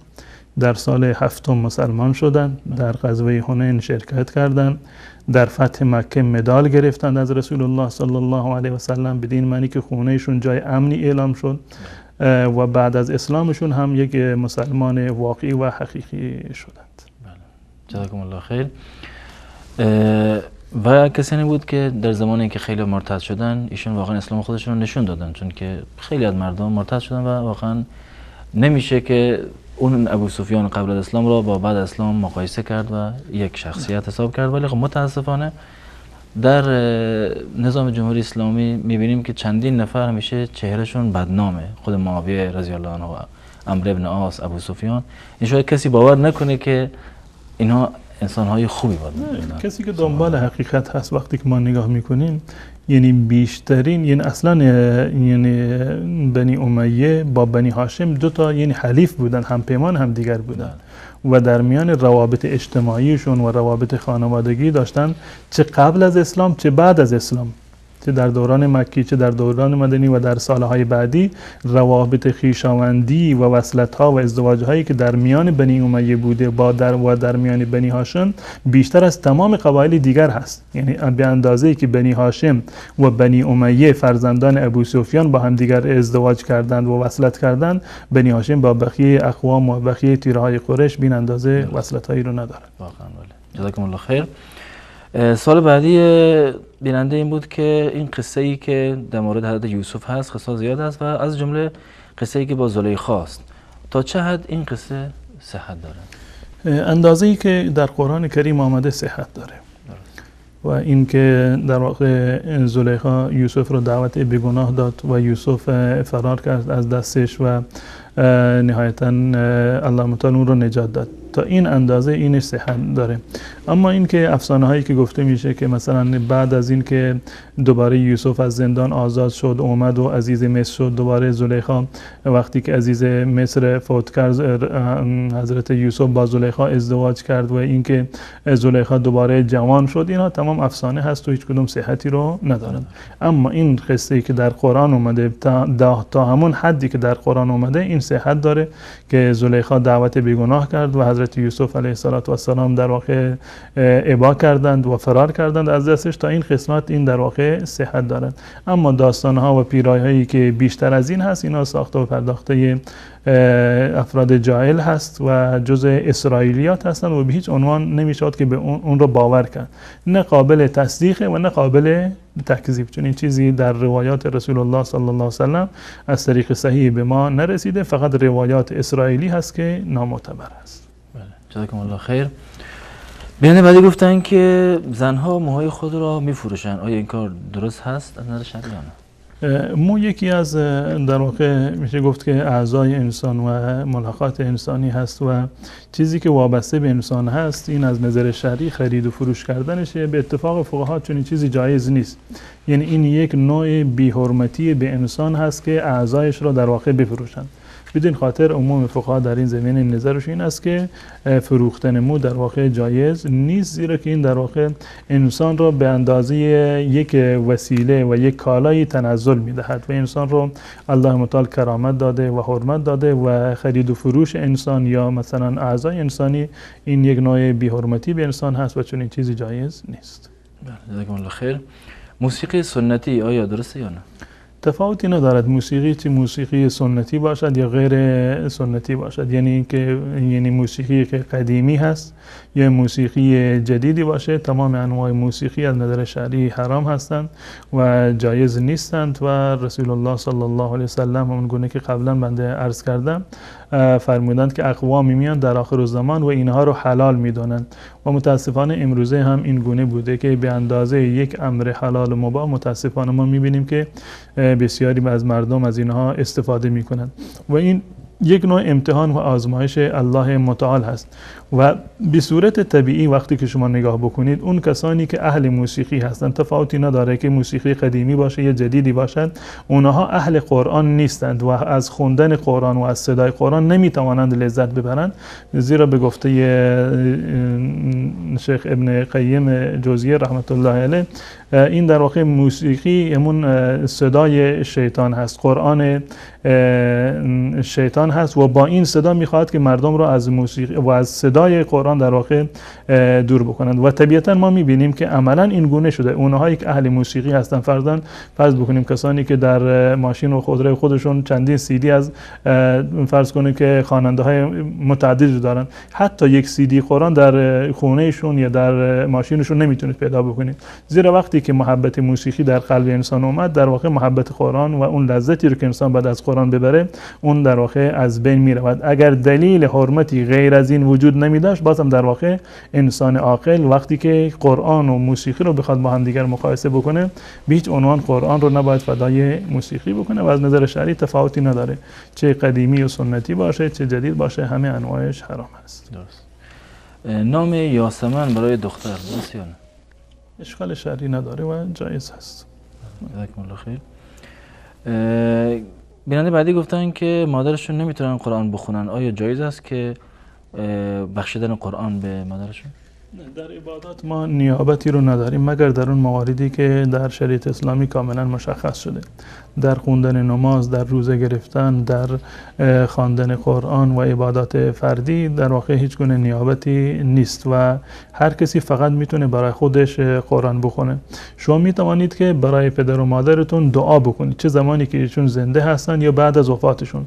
بهترین چیز و بهترین احسان و بهترین حق شناسی برای پدر و مادر این است که شما اونا رو فراموش نکنید، یعنی همیشه برایشون دعا بکنید. این روشی هست که نه برای شما خرجی داره نه هزینه‌ای داره و وسیله‌ای هستم که رسول الله صلی الله علیه و سلم اینو تأیید کردند و توصیه کردند که اولد صالح یدعو له، یا فرزندی که برای پدر و مادر مرده‌اش دعا می‌کند. این جز مواردی هست که ثوابش به مردگان در واقع میرسد. اما این که یک کسی زنده باشد به یک کسی دیگر پول میدهد که تو قرآن بخون برای من یا برای مرده من، معمولا اینجوری رسم شده.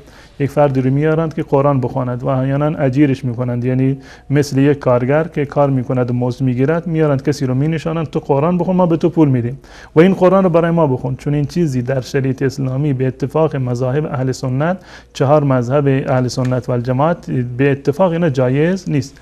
یعنی این که شما کسی رو بیارید که برای شما قرآن بخواند به اون پول بدید، ثوابش به شما برسد، ثوابش رو بفروشد، چون این چیزی در شریعت اسلامی وجود ندارد، به استثناء موارد خاصی که مثلا در مورد نیابت در عبادات هست. مثلا کسی که پیر و بیمار هست نمیتواند که به حج برود، کسی دیگر را نایب خودش میکند برای انجام دادن حج، اون یک بحثی جداگانه هست که در واقع در شریعت اومده. اما در بقیه عبادات نمیتوانیم که کسی رو نایب خودمون قرار بدیم. من نمیتونم نماز بخونم مشغولم، شما به جای من نماز بخون یا به جای من روزه بگیر یا به جای من قرآن بخون، چون این چیزی در شریعت اسلامی وجود نداره. درست. جزاکم الله خیر. بیننده بعدی گفتن که اینجوری گفته شده که کسی که 70 بار آیت الکرسی بخونه حاجتاش برآورده میشه. آیا این حرف درسته یا نه؟ و در توضیح هم گفتن که 2 سال است که با مشکلات روبرو شدن و رزق و روزیشون کم شده و گره در کار هست. آیا ذکری از نظر شرعی وارد شده برای وسعت رزق و روزی؟ به صورت کلی اولا این که یعنی آیت الکرسی رو یا هر آیه دیگری رو یا هر سوره دیگری رو که تمام این خاصیت هایی که برای سوره ها ذکر شده، به صورت کلی تمام خاصیت هایی رو که برای در واقع قرآن فلان آیه رو بخونید، فلان سوره رو بخونید، فلان خاصیت داره، در این زمینه چیز صحیح رو ما نداریم. چیز صحیحی رو که ثابت باشه از رسول الله صلی الله علیه و سلم که این رو برای این دعا رو، این آیه قرآن رو برای فلان بیماری بخونید، اون آیه رو نمیدونم برای فلان کار بخونید، چون این چیزی از رسول الله صلی الله علیه و سلم ثابت نیست. و اینم که گفتن آیت الکرسی رو 70 بار بخونید برای به اصطلاح حاجت خوبه، چون این چیزی هم در شریعت اسلامی وجود نداره و هیچ گونه اصلی رو نداره. منتها به صورت کلی من شرایط دعا رو و آداب دعا رو من قبلا مفصلا توضیح دادم. اگر این قدم ها رو ما برداریم، اخلاص داشته باشیم و اون گونه که رسول الله صلی الله علیه و سلم فرمودن اون گونه دعا بکنیم، با حضور قلب دعا بکنیم، ان شاء الله که الله تعالی دعای ما رو در واقع اجابت میکنن. و در مورد رزق و روزی که الله تعالی رزق و روزی انسان را که زیاد بکنن، موارد زیادی هست، راهکارهای زیادی هست غیر از این دعا و طلب از الله متعال. یکی از مواردش صله رحم هست. رسول الله صلی الله علیه و سلم فرمودند که هر کسی که دوست دارد که در واقع عمرش طولانی بشود و ینسأ له فی اثره و فلیصل رحمه، هر کسی که میخواهد که در واقع عمرش طولانی بشود و میدونه که عمر هم یکی از موارد رزقی هست که الله متعال داده، این صله رحم بکند. صله رحم در ازدیاد رزق تأثیر دارد، یا تقوا و استغفار کردن، این یکی از موارد ازدیاد رزق و برکت در رزق هست. و تمام دعا کردن برای یکی دیگر جز مواردی هست که رزق رو اضافه میکنه. شما رفتید خونه یکی مثلا شما رو دعوت کرده بود برایش دعا بکنید، اون اومد خونه شما برایش دعا بکنید که اللهم بارک لهم فی ما رزقتهم واغفر لهم وارحمهم. در روایت اومده الله متعال به اونا برکت بده در رزقشون. شما برای برادران مؤمنانتون دعا میکنید، اونا برای شما دعا میکنند. و این دعا و این وسایلی که عرض کردم اینا جز مواردی هست که رزق انسان رو زیاد میکنن و در رزق ان شاء الله برکت حاصل میشه ان شاء الله. جزاکم الله خیر. بیننده بعدی گفتن که پسرشون 6 ماه سن دارن و اگر روی لباس مادر یا کسی ادرار بکنه آیا این لباس کثیف شده و باید عوض بشه برای نماز خواندن یا چه حکمی داره؟ بله، به صورت کلی وقتی که لباسی آغشته به ادرار شد باید پاک بشود. باید این لباس در واقع پاک بشود. یعنی منتها پاک شدنش، یعنی پاک کردن لباس به اون اندازه‌ای که متاسفانه در میان برخی از مردم یعنی وسواس بیش از حدی وجود دارد، به اون اندازه نیست. فرض بکنید که یک کودکی یا نوزادی در واقع لباسش خیس هست و این با این لباس خیس فرض کن رفته روی فرشی نشسته یا روی یک لباسی نشسته، روی پارچه‌ای نشسته، روی پتویی نشسته. الان خیلی وسواس دارند که آیا این فرش نجس شد، این لباس ما نجس شد. با این نجس نمی‌شود، ولو این که این رطوبت و نمی رو شما در لباس خودتون احساس بکنید. یعنی بچه‌ای که لباسش خیس هست از ادرار وقتی که روی لباس شما بنشیند شاید که این نمی رو و رطوبت رو شما در لباس خودتون احساس بکنید، اما با این لباس شما نجس نشده. فقط در صورتی که عملاً ادرار ریخته باشد بر روی لباس شما یا بر بدن شما، این از نظر شرعی نجس هست. و در این زمینه در مورد نظافتش هم زیاد وسواسی وجود نداره. به هیچ عنوان غسل لازم نیست. یعنی اگر بچه‌ای در دامان مادرش ادرار کرد و این ادرار به بدن مادر رسید، این به هیچ عنوان معنیش این نیست که این خانم باید برود غسل بکند. همین قسمت از دست و پایش رو که آغشته به ادرار شده، با دست خیش اینو به اصطلاح دستش رو نم بکند، تو آب بزند و بر بدنش بماند، به همین اندازه کفایت میکند. یک دستمال مرطوبی رو شما بگیرید روی بدن خودتون در اون قسمت بمالید و پاک بکنید، این معنیش این است که بدن شما در واقع پاک شده. یا یک مقدار آب این پاک شده.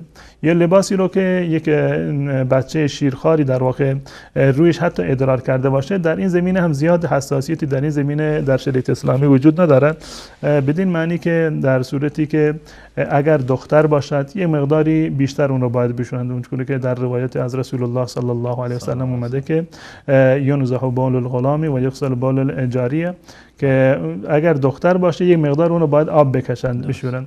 و وقتی که پسر هست، اگر این نوزاد پسر هست، یعنی یک شستن خفیفی اون رو در واقع کفایت میکنه. یک کمی همین قسمت پارچه رو مثلا آب بزنن، این کفایت میکنه. حتی بسیار از فقها گفتن یک مثلا کفی آب بردارن بر روی این قسمت بپاشن، این به اندازه نظافتش هست. این از نظر شرعی اگر این کار رو انجام دادید، یعنی این که لباس شما از نظر شرعی پاک است و میتونید با اون نماز بخونید و در این زمین انسان نباید وسواس بیش از حدی رو داشته باشه. درست. جزاکم الله خیر. یعنی بعدی هم گفتن که آیا شیعه مسلمان هستند یا یعنی آیا میشه آنها رو جزو گروهی از گروه‌های اسلامی قرار داد یا نه؟ در این هیچ شکی نیست که عموم شیعه مسلمان هستند. عموم شیعه مسلمان هستند و به هیچ عنوان ما نمیتوانیم که اونها رو کافر بخونیم، زیرا که به اصول اسلامی در واقع ایمان دارند، گرچه به خاطر تبلیغات سویی که شده، گرچه به خاطر انحرافاتی که نه عوام شیعه بلکه خواصشون دارند، علما و روحانیانشون دارند، منجر به این شده که شیعه عملا از در واقع دچار بدعات زیادی بشه، دچار خرافاتی بشه، حتی دچار مواردی بشه که از دیدگاه قرآن و حدیث و صحابه و اهل بیت در واقع جزء موارد شرک آلود هستند و شرک محسوب میشوند. چه بسا امکان داشته باشه که شیعه گرفتار چنین مواردی باشه. اما بر عوام شیعه ما نمیتوانیم که حکم تکفیر رو صادر بکنیم، زیرا که اگر این اعمال شرک آمیز رو بالفرض که انجام بده، حتی ما ببینیم که یک شیعی بر روی قبری هم سجده میکند. خب سجده کردن برای غیر الله شرک، در این هیچ گونه حرفی در واقع وجود نداره.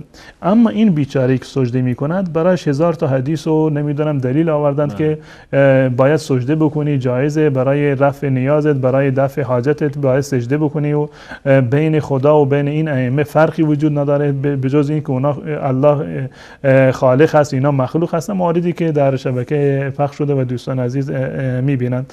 بس بنابراین چون که عوام شیعه این اعمال شرک آلود را به خاطر تقلید انجام میدن، به خاطر ناآگاهی انجام میدن، شما نمیتوانید که اونها را مشرک بکنید. بله ما میگوییم که سجده کردن بر قبر شرکه، دعا خواستن از غیر الله، به مدد خواستن و استغاثه از غیر الله شرکه، اما معنیش این نیست که هر کسی رو که این کار رو انجام داد ما اون رو بگیم نه تو الان مشرک شدی. باید نگاه بکنیم بگیم برادر من تو این حکم شرعی رو بلدی، میدونی یا نمیدونی. وقتی که اصلا بهش خبر داده نشده، بهش کسی نگفته که این موارد جزء شرک هستند، یا جاهل هست یا مجبور هست یا اینکه تعویلی در ذهنش هست، چون این افرادی رو ما نمیتونیم بگیم که کافر هستند. بله، کسانی که واقعا عناد دارند و دیده و دانسته مردم را گمراه میکنن، مانند بسیاری از آخوندهاشون که کلیپ هاشون واقعا هم پخش شده، دعوت به شرک میدهند در قالب محبت اهل بیت، اونهایی که حجت برای اونها قائم شده به هیچ عنوان، یعنی عمل اونها قابل توجیه نیست. اما عموم شیعه رو به هیچ عنوان ما نمیتوانیم که کافر بخونیم. درست. جزاکم الله خیر.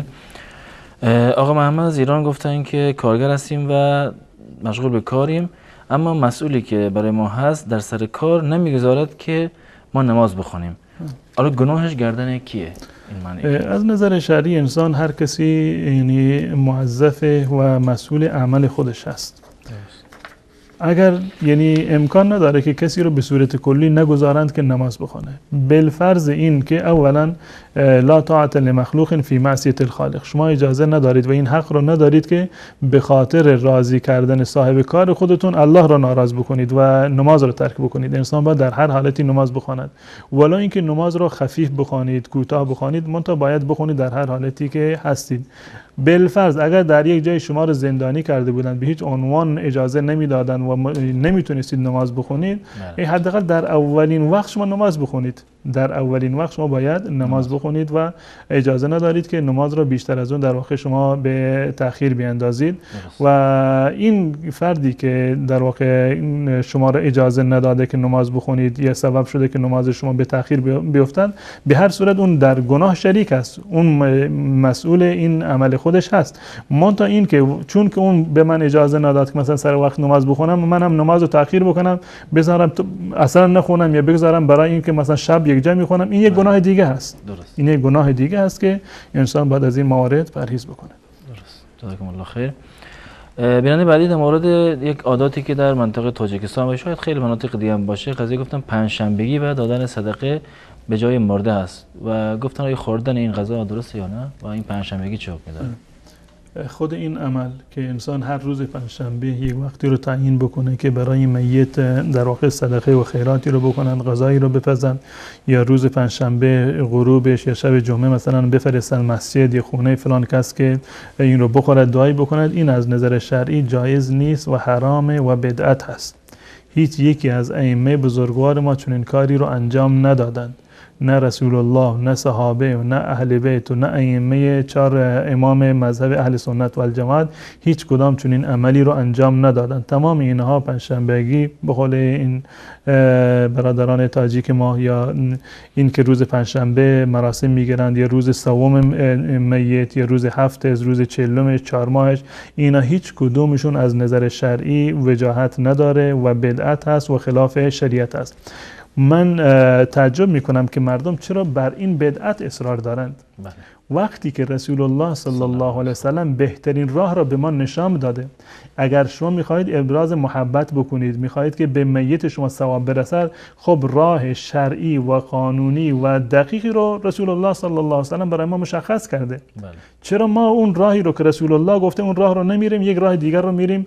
در واقع اون چیزی که بدعت هست، خلاف سنت رسول الله صلی الله علیه وسلم هست و ساخته و پرداخته، چه بسا انسان‌های مغرضی باشه یا انسان‌هایی رو که سوجو هستن، دنبال لقمه نانی هستن. رسول الله صلی الله علیه وسلم فرمودند اذا مات المیت انقطع عمله الا من ثلاث، وقتی که انسان میمیرد عملش قطع میشود مگر در 3 مورد. این 3 مورد یعنی راهی هست که ما میتوانیم ایصال ثواب بکنیم. یکی هست علم نافعی که انسان در واقع بعد از خودش باقی گذاشته باشه، صدقه جاریی هست که بعد از خودش به جا گذاشته باشه، او ولد صالح یدعو له، یا این که فرزندان صالح و نیکوکارش برای پدر و مادر خودشون دعا بکنن. همین کسانی که پنجشنبهگی میدن و نمیدونم این مراسم رو میگیرن 44 ماه و سال میگیرن، شاید یا اونم توضیح خواهم داد، شاید اینا یک بار برای پدر و مادرشون دعا نکردند. درست. فراموش کردن پدر و مادرشون رو براشون دعا نمیکنن. روز پنجشنبه بشه نمیدونن یه بشقاب غذایی رو بردارن ببریم خونه فلان مولا یعنی فلان مسجد که به میت ما ثواب برسه. این خلاف شرع، خلاف قانونه. نه پیامبر این کارو انجام داده، نه صحابه انجام داده، نه دلیلی در قرآن داره، نه در سنت داره، نه در سیرت داره و حتی ائمه 4 مذهب ما هم چنین چیزی رو نگفتن. درست. اون راهی رو که رسول الله مشخص کرده متاسفانه ترک شده. اما این بدعت ها رو ما متاسفانه میبینیم که بسیار از مردم به خاطر جهل و نادانی به این موارد چسبیدن و به هیچ عنوان چنین چیزی از نظر شرعی جایز نیست. این یک مورد. مورد اسقاط یک مورد دیگری هست، جز بدعت های دیگری هست که متاسفانه در بسیاری از جاها وجود داره. درست. اسقاط به این معنی هست وقتی که یک میت از دنیا میراد، فردی میمیرد، مردمش یا مثلا خویشاوندانش به جایش پول تقسیم میکنن. خب اگر این پول مال خود میت باشه، که اینم جایز نیست. خب این مال ورثه هست. شاید که از ورثه اصلا دلش نمیخواد که مثلا این پول شما تقسیم بکنید در میان مردم. این یک جنبش هست که چون چیزی جایز نیست. بالفرض که تصور بکنیم که این مال میت نباشه، از مال میت اینو ندهند، و یا اینکه تصور بکنیم که تمام ورثه به این راضی باشند، بعد از این هیچ گونه اصل شرعی رو ندارد. مگر با پول می شود که بهشت رو خرید؟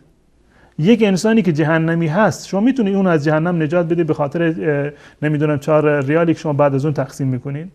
اصلا چنین چیزی ممکن نیست. از نظر شرعی چنین چیزی نه ممکن هست و نه جایز هست. هر کسی بر اعمالی که انجام داده در واقع مؤاخذه خواهد شد و بعد از این که اون مرده پولی رو که شما میدید نه جای نماز اون رو میگیرد و نه جای بقیه گناهانی رو که در واقع انجام داده یا عباداتی رو که انجام نداده. پولی رو که شما تقسیم میکنید به هیچ عنوان جوابگوی اون در واقع نمیشود. از نظر شرعی نماز به صورت کلی خودش وقتی که یک فردی نخونده، وقتی که از دنیا رفت، کسی دیگر نمیتواند به جایش مثلا که نماز بخواند. نه نماز خوندن جایزه برای میت و نه مثلا بهای نماز رو دادن. چون این چیز رو ما نداریم. در مورد روزه اومده اما چون در شریعت اومده. بیان برای من ثابت بکنن در کدام حدیث اومده که نمیدونم در مقابل هر نمازی چه اندازه فدیه بدید. فدیه‌ای برای نماز اساساً وجود نداره، نیست در شریعت اسلامی. یک بدعتی است که متأسفانه ایجاد شده و مردم بیان گرفتار هستند و این عمل اسقاط این از نظر شرعی حرام، ناجایز هست، خلاف تعالیم اسلام هست و خلاف عقل هست و برخلاف اصولی هست که در شریعت اسلامی در واقع وجود دارد. جزاکم الله خیر. آیا قرآن برای زنده است یا فقط برای مرده ها و بر سر قبر خواندن یا در مراسم عزا خواندن آمده است؟ قرآن، تلاوت قرآن، اولا که قرآن کتاب دستور زندگی هست، احکام زندگی هست، واجبات رو و مسائلی رو که ما باید بر آن عمل بکنیم، مسائلی رو که نباید عمل بکنیم، الله متعال در قرآن کریم به عنوان برنامه زندگی ما اینو برای ما فرستاده و نازل کرده. این از یک جهت است. قرآن برای عمل کردن هست و این که در خونه ما قرآن باشد، این قرآن رو فقط بگیریم قابش بکنیم یا در چند تا جلد بگذاریم توی تاخته بذاریم، این هیچ گونه منفعتی رو برای ما در بر نخواهد داشت. یا اینکه قرآن رو بگیریم توی خونه بذاریم برکت برای ما نمیاره. قرآن رو بگیریم و مسافر رو از زیرش رد بکنیم برای ما هیچ گونه تأثیری رو نداره. در این زمینه خواندن قرآن تأثیر داره، عمل کردن بر قرآن تأثیر داره. خواندن قرآن، تلاوت قرآن یک عبادت هست. شنیدن صدای قرآن یک عبادت هست که الله متعال به هر دو مورد ما رو در واقع دستور داده، هم به خواندن قرآن و هم به استماع قرآن. الله متعال ما رو دستور داده و رسول الله صلی الله علیه و سلم ثواب خواندن قرآن رو به گونه‌ای بیان کردند که در مقابل هر حرفی الله متعال 10 تا نیکی میدهد. مثلا الف لام میم و رسول الله فرمودند که لا اقول الف لام میم حرف بل الف حرف و لام حرف و میم حرف. من میگم وقتی میگم الف لام میم معنیش این نیست که این همش یک حرفه. الف یک حرفه، لام یک حرفه، میم یک حرفه. و برخی از علما گفتن بلکه هر یک از اینا 3 حرفه. الف 3 حرفه، لام 3 حرفه و میم هم 3 حرفه. یعنی در تلفظ در واقع این گونه می شود. یعنی این که در مقابل الف لام میم اگر 3 حرف هم حساب بکنیم یعنی 30 نیکی به ما در واقع می رسد. چه برسد که هر یکی از اینها در واقع 3 حرف باشند که 90 نیکی در واقع برسد. این ثوابی هست که رسول الله صلی الله علیه و سلم برای قرآن بیان کرده. خواندن قرآن عبادت، تدبر کردن در قرآن عبادت، عمل کردن بر قرآن عبادت، گوش کردن صدای قرآن عبادت هست. اما این که این رو ما برای مردگان قرار بدیم، هیچی در هیچ روایتی نیومده که مردگان از صدای قرآن منفعتی برای اونها حاصل بشود. خوندن قرآن برای میت، اولا خوندن قرآن و بخشیدنش برای میت در هیچ جا ثابت نیست. من وقتی که خودم را میگم من مسلمانم، یعنی این که پیرو و تابع رسول الله صلی الله علیه وسلم هستم.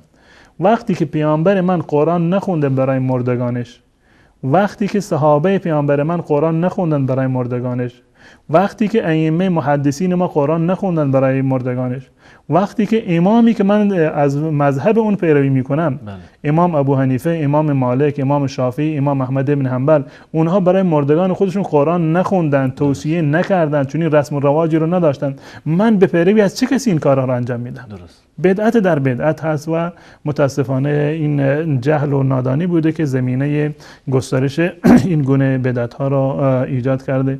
قرآن خوندن سر قبر، قرآن خوندن برای میت، ختم گرفتن برای میت، الحمد قل والله خوندن برای میت از نظر شرعی هیچ گونه دلیلی رو نداره. اگر شما میخواهید که به مردگان شما ثواب برسد، همون راهی رو که رسول الله صلی الله علیه وسلم فرمودند برایشون دعا بکنید، بالاترین دعا هست و در روایت اومده که در روز قیامت یک مرده وقتی که مبعوث می شود می بیند که چه همه یعنی ثواب و اعمال خیلی زیادی برایش نوشته شده.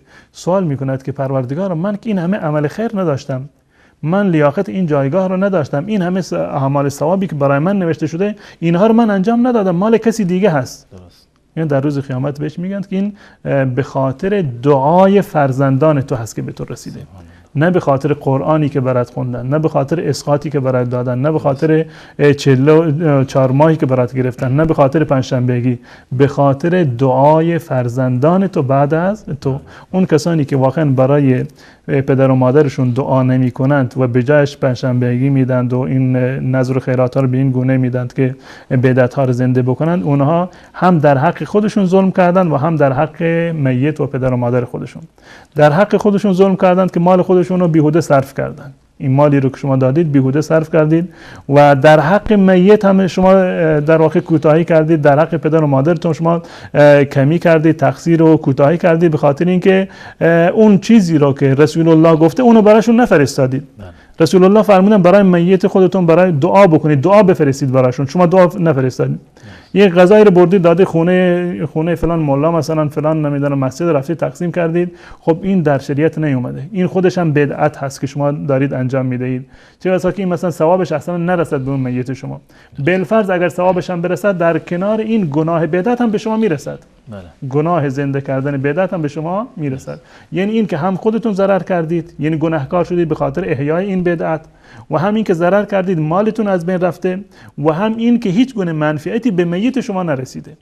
بهترین راه یعنی برای این اسقاط و برای این پنجشنبهگی، این شما هم در حق خودتون ظلم کردید و هم در حق پدر و مادر و اون میتی که در واقع حق داشت بر شما که دعا بکنید برای میت خودتون و برای کسانی که از دنیا رفتن، شما دعا رو ترک کردید. پس بنابراین بهترین ایصال ثواب برای مردگان دعای خیر هست، دعای مغفرت هست، دعای رفع درجات هست که الله تعالی ان شاء الله دعا میکنیم که تمامی مسلمانانی رو که از دنیا رفتن اونها رو مقامشون رو بالا بکند، گناهان اونها رو ببخشد و بیامرزد، و اعمال خیر و نیکوکاری رو که انجام دادن الله تعالی از تمام مسلمانان قبول بکند، و مسلمانانی رو هم که زنده هستند الله تعالی سعادت دنیا و آخرت رو به اونها نصیب بگرداند، و خاتمه تمام مسلمانان رو الله تعالی یک خاتمه حسن و نیکو بگرداند و همه رو ان شاء الله با کلمه شهادتین لا اله الا الله محمد رسول الله از دنیا ببرد ان شاء الله. آمین. جزاکم الله خیر. سوال بعدی در مورد عروسی هست. گفتن که در منطقه شون مراسم عروسی رو با موسیقی برپا میکنن. رفتن به این مراسم آیا درسته و غذا خوردن در این مراسم جایزه یا نه؟ مشارکت با در واقع احیای یک بدعت یا یعنی انجام دادن یک گناه به هیچ عنوان در واقع جایز نیست. شما از نظر شرعی مجاز نیستید که به خاطر روی فلانی، به خاطر رضایت فلان انسان، عمویتون، عموزادهتون، خدای خودتان را ناراض بکنید و پروردگار خودتان را عصبانی بکنید، به شما خشم بیاد به خاطر گناه و معصیتی که انجام دادید. وقتی که در یک عروسی منکرات شرعی وجود داره، اختلاط بین زن و مرد وجود داره، فرض کنیم که شراب و خمر وجود داره، فرض کنیم که موسیقی وجود داره یا گناهان دیگری وجود داره، شما از نظر شرعی مجاز نیستید که در چنین مجالسی در واقع بروید و شرکت بکنید. معذرت بخواهید و بگویید که من به خاطر این که در عروسی شما موسیقی هست، من نمیام. من به دین خودم، به اعتقادات خودم، به دنیا و آخرت خودم احترام قائلم. من در جایی که موسیقی باشد و گناهی در اونجا زنده می شود و بدعتی در اونجا زنده می شود، من در واقع شرکت نمی کنم. بگذاری هر کسی که ناراحت می شود ناراحت بشود. اموزاده هر کسی که ناراحت می شود به خاطر خدا از شما ناراحت شد. شما می‌خواستی خدا رو راضی بکنید، از شما در واقع ناراحت شده. وقتی که به خاطر خدا هست، بذاری هر کسی که می‌خواهد در واقع ناراحت بشود و شرکت در چنین عروسی ها در واقع هیچ توجیه شرعی در واقع ندارد. و من مطمئن هستم در یک جامعه وقتی که یک گروه خیلی زیادی اگر این کار رو انجام بدن، خود به خود این سبب می شود که عروسی ها در واقع اصلاح بشن. اگر قرار باشه تمام مردم نمازگزار و تمام مردم نیکوکار در یک مراسمی شرکت نکنند، خب اونا خودشون میمونن تنها و چه بسا که تمام اونا از این روش خودشون دوباره برگردن. زیرا که یک فرد در یک منطقه نمیتونه تنها زندگی بکنه، تنها عروسی بکنه، نیازی به بقیه مردم هم دارد. اگر مردم همه همدست باشند، خصوصا علما و ریش سفیدان، کسانی که نکاح میخونن، به این شرط اگر بگویند کسی در عروسی که در واقع شراب باشه و این بقیه مفاسد اخلاقی وجود داشته باشه نروند، شرکت نکنند و نکاح نکنند، مطمئن هستم که این بدعات و این رسوم‌های باطل و این گناهان انشالله از بین خواهند رفت. جزاکم الله خیر. بیننده باید در مورد تعبیر خواب پرسیدن، نمیدونم میتونیم تعبیر خواب بکنیم یا نه؟ نه، من سررشته درباره تعبیر خواب ندارم، چه بسا که تعبیر اشتباهی باشه بذاره ایشون تمام بشه. من تعبیر نمی‌کنم. جزاکم الله خیر. بیننده بعدی گفتن که اگر شوهری زنش رو 3 طلاق داده در یک لفظ، آیا اجازه ملاقات و ارتباط دارن یا نه؟ از نظر مذاهب چهارگانه اهل سنت و الجماعت 3 طلاق با یک لفظ نافذ هست. این وقتی که یک شوهری زن خودش را 3 طلاق داده، یعنی این که طلاقش افتاده و این زن و شوهر از همدیگر جدا هستند و نامحرم هستند و هیچ گونه ارتباطی در میان اونها جایز نیست، نه صحبت کردن و نه ملاقات و خلوت کردن از نظر فقه 4 مذهب اهل سنت و الجماعت جایز نیست. جزاکم الله خیر. بیننده بعدی گفتن در وقت نماز اگر کودک خردسالی عبور بکند، آیا اشکالی در نماز پیش میاد یا نه؟ نه، در وقتی که کودک باشه در جلوی نماز انسان در واقع عبور بکند، اشکالی در نماز پیش نمیاد. با توجه به این که انسان در هنگام نماز باید ستره شرعی رو داشته باشد. بله.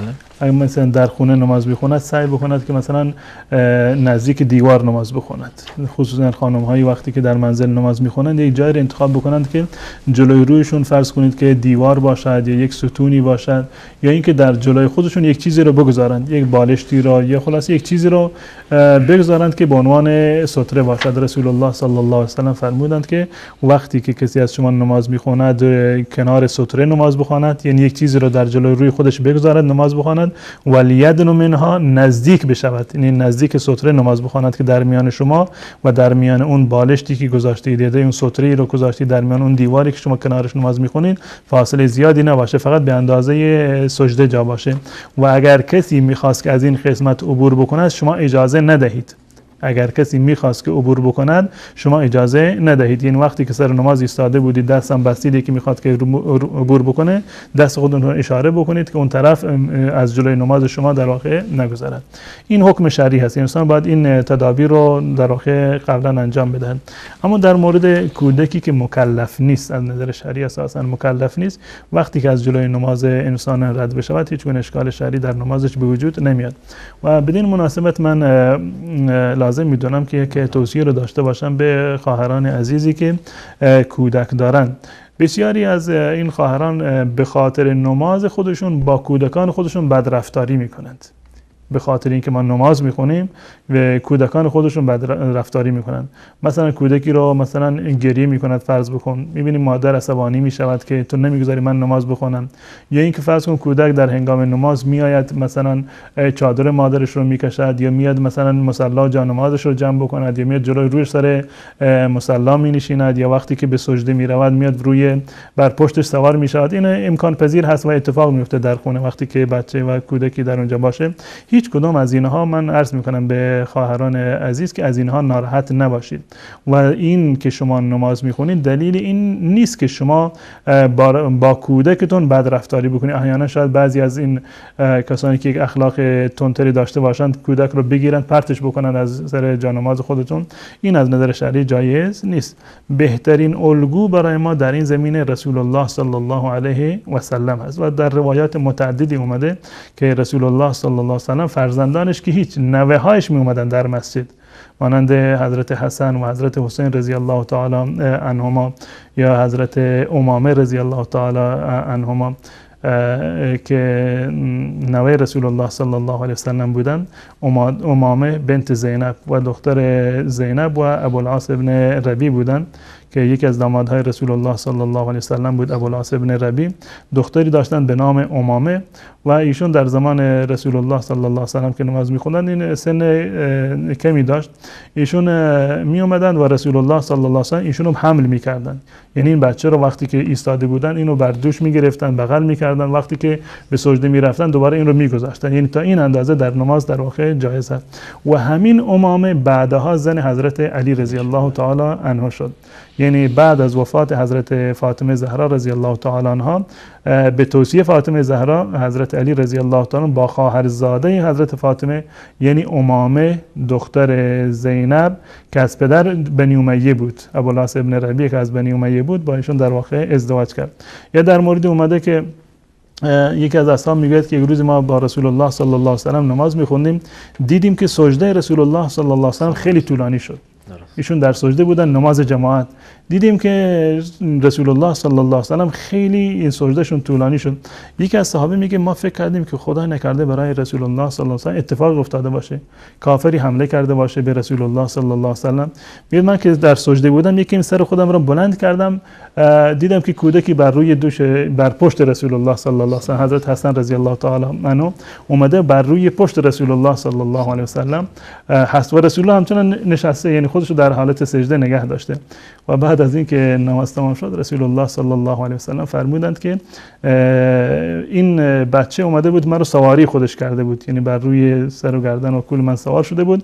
من نخواستم که بازیشو قطع بکنم، گفتم بذار یک کمی سجده رو طولانی تر بکنم. تا این اندازه در سنت و سیره رسول الله صلی الله علیه و سلم اومده. یا اینکه خوندن نماز یعنی کوتاه خوندن نماز، این هم یک از مواردی است که متاسفانه خانم‌ها خیلی یعنی دچار اشتباه میشن در این زمینه. وقتی که بچه شما گریه میکنه، سر صدا میکنه، لازم نیست که نماز رو خیلی طولانی بکنید. به حد اقل قرائت اکتفا بکنید. یکی دو تا آیه خوندید بسه برای شما. یا اصلا مثلا در رکعت سوم و چهارم اصلا وقتی که مثلا یعنی حتی مثلا به فاتحه اکتفا بکنید، حتی در رکعت اول هم که هستید در نمازهای فرض اگر تنها اکتفا بکنید به سوره فاتحه بازم در نماز شما هیچ گونه اشکالی به وجود نمیاد. در سجده و در رکوع مثلا به جای اینکه مثلا چندین بار سبحان ربی الاعلی یا سبحان ربی العظیم بگوید، یک مرتبه بگوید برای شما کافی است. یعنی از نظر شرعی جایز هست که انسان به خاطر فرزند خودش یا مصلحت فرزند خودش در واقع نمازش رو کوتاه بکند. یا احیانا مثلا مادر میبیند که مثلا نشسته و در وقت نماز هست نماز میخواند، از اون طرف مثلا میبیند فرزندش رفته روی گازه، روی اجاق گاز رفته، یا رفته کنار بخاری، یا مثلا آبجوش رو برداشته از روی بخاری. خب این نماز رو باید در این وقت باید شکست. این که تو نماز خود رو ادامه بدی این از فقه در دین نیست. و در روایت اومده که رسول الله صلی الله علیه و سلم احیانا صدای گریه بچه‌ای رو میشنیدن در نماز با جماعت. تمام صحابه اومدن در مسجد نماز میخوندن و زنها پشت سر رسول الله صلی الله علیه و سلم. یک بچه‌ای مثلا بیرون مسجد یا تو یک از این خونه هایی که نزدیک مسجد بودند یا در داخل مسجد مثلا گریه میکرد، رسول الله صلی الله علیه و سلم زود سلام میدادن، نماز خودشون رو سبک میکردن. گفتم میفرمودن که من دوست دارم نماز رو ادامه بدم، طولانی بکنم، اما به خاطر شفقت بر مادر این بچه که ذهنش مشغول فرزندش هست من نمازم را در واقع کوتاه گرفتم. پس بنابراین این موارد رو خواهران در هنگام نماز خوندن باید مراعات بکنن و نماز خوندن دلیل بدرفتاری با کودک انشاءالله که نباید باشه. جزاکم الله خیر، تشکر میکنم از شما. بیننده بعدی خواستن بپرسیدن که اگه میشود روش صحیح غسل را برای ما توضیح بدید. سوالی که از طریق SMS پرسیدن. در مورد غسل من اینو برای عرض کردم که غسل یعنی شستن تمام بدن. غسل کردن یعنی شستن تمام بدن همراه با نیت طهارت. شما نیت طهارت داشته باشید، مثلا برای رفع جنابت باشه یا برای رفع حیض باشه، یعنی غسل حیض، شما با این نیت میروید غسل میکنید. غسل کردن یعنی شستن تمام بدن. اگر یک فردی با این نیت برود زیر دوش آب و تمام بدنش خیس بشود، یعنی غسلش کاملا انجام شده.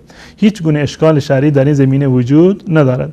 بسیار از مردم فکر میکنند که غسل یک عملیات خیلی پیچیده هست. این گونه نیست. غسل یعنی این که شما تمام بدن خودتان را آب بگیرید.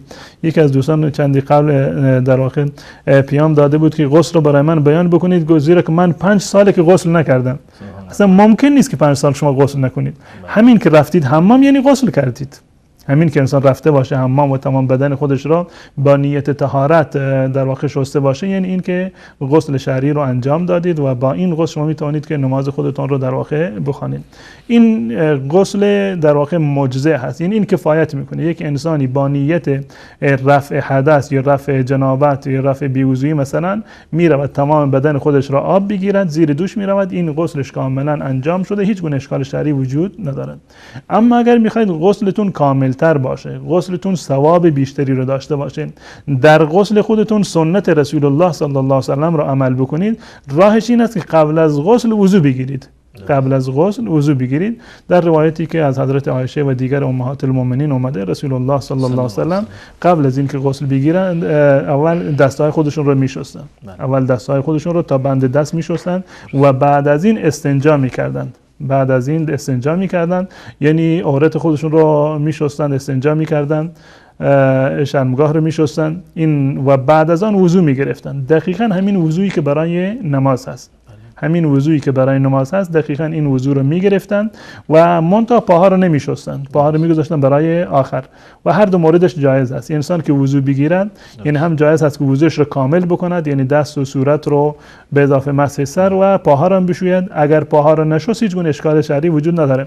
همینجوری که ایستاده میخواد زیر دوش برود، دستایش رو بشوید و صورت خود رو آب بزند، دستا رو هم که در واقع تا آرنج بشورد و بعد این برود زیر دوش، یعنی کل بدن خودش را در واقع آب بگیرد. این هیچ گونه اشکال شرعی ندارد و غسل کامل هم این هست. غسل کامل این هست. و اگر در جایی هست که مثلا زیر پایش آب جمع می شود، بهترین است که پاها را در آخر بشوید.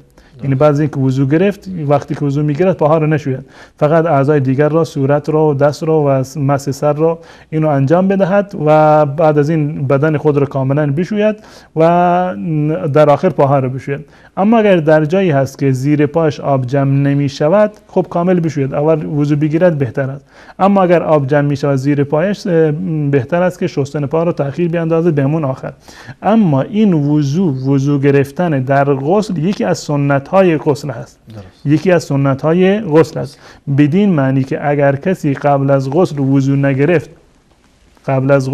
نگرفت، همینجوری مثلا بدون اینکه دست و پا و صورتش را بشوید، بدون اینکه مثلا وضو بگیرد، یک سره رفت مثلا زیر دوش آب، هیچ گونه اشکال شرعی وجود ندارد. منتها با این نکته را حتما در نظر داشته باشید که همراه با نیت باشه. وضو و غسل هر دوشون عبادت شرعی هستند و ثواب شرعی هم دارند. مثلا روایتی که از حضرت عثمان از بقیه اصحاب رسول الله صلی الله علیه و سلم اومده که با شستن اعضای وضو، گناهانی که انسان با دست انجام داده از لای انگشتانش با قطرات آب میچکند، یا مثلا صورت همچنین، پا همچنین، این به خاطر این است که عبادتی است که ما انجام دادیم و عبادت بدون نیت امکان پذیر نیست. یعنی این گونه نیست که شما مثلا به این نیت مثلا میروید، فرض کنید که ورزش شنا را یک کسی علاقه داره، با این نیت میرود که برود ورزش بکند، شنا بکند. خب شما برای شنا کردن رفتید به نیت ورزش، نه به نیت طهارت، نه به نیت دفع جنابت. در این صورت جنابت شما دفع نشده، زیرا که شما نیت نداشتید. اما اگر کسی با نیت رفته باشه، استخر مثلا با نیت دفع جنابت رفته باشه شنا بکند، یا با نیت حصول طهارت و دفع جنابت رفته باشه زیر دوش آب، این از نظر شرعی غسلش کاملا درسته و هیچ اشکال شرعی نداره. چه قبل از غسل وضو گرفته باشد یا اینکه وضو نگرفته باشد، غسلش درسته و بعد از غسل نیازی به وضوی دیگر هم نیست. جزاکم الله خیر. بیننده بعدی گفتن که آیا کسی بعد از خطبه دوم جمعه برای دعا دست رو بالا ببره بدعت است یا درسته یا نه؟ در تمام یک دقیقه بیشتر وقت یعنی در قالب چند کلمه عرض کنم اینو. در تمام هنگامی که امام دعا میکند بلند کردن دست جایز نیست. این وقتی که امام در آخر خطبه مثلا دعای خیلی طولانی میگوید جایز نیست که شما دست را بلند بکنید. فقط در مورد دعای استسقا، فقط در مورد دعای استسقا، یعنی زمانی که امام بر بالای منبر در لابلای دعایش در مورد استسقا دعا میکند، در مورد استسقا دعا میکنند. در این زمین از رسول الله صلی الله علیه و سلم ثابت هست که ایشون دستها رو خیلی بلند میکردند در دعا، یعنی به اندازه بلند میکردند که سفیدی زیر بغل رسول الله صلی الله علیه و سلم دیده میشد. در هنگام دعای استسقا جایز هست که هم خطیب و هم کسانی که خطبه رو گوش میکنند دستها را بلند بکنند، اما برای عموم دعا ثابت نیست و انسان باید این مواردی رو به همون گونه که در شریعت ثابت هست و از سنت ثابت هست مقید به همون اندازه باشه. از طرف خودشون قیاس نکنن، چون که در مورد دعای استسقا اومده که دست‌ها رو بلند بکنیم پس بنابراین از اول تا آخر دعا بلند بکنیم، چون این چیزی وجود نداره. فقط در زمانی که امام دعا میکند برای طلب باران شما میتوانید که هم امام و مقتدی و خطیب و همه میتونن دست‌ها رو بلند بکنن، اما در مورد دعاهای دیگر این گونه نیست. جزاکم الله خیر، خسته نباشین. از بینندگان عزیز تشکر میکنم که تا این لحظه با ما بودن و تا یک دیدار دیگر همه شما را به الله متعال میسپارم. سوال یکی از بینندگان فکر کنم در مورد سوال درباره حج بود. ایشون تماس بگیرن با همین شماره تلفن، من در خدمت ایشون هستم. بیننده که درباره حج سوال پرسیدن که باطل شده و چی کار انجام بدن، ان شاءالله دوباره تماس بگیرین و با مولای ان شاءالله صحبت بکنید با همین شماره‌ای که زیرنویس میشه الان. وقت برنامه تمام شد و تا یک دیدار دیگر همه شما را به الله متعال میسپاریم. السلام علیکم و رحمت الله و برکاته.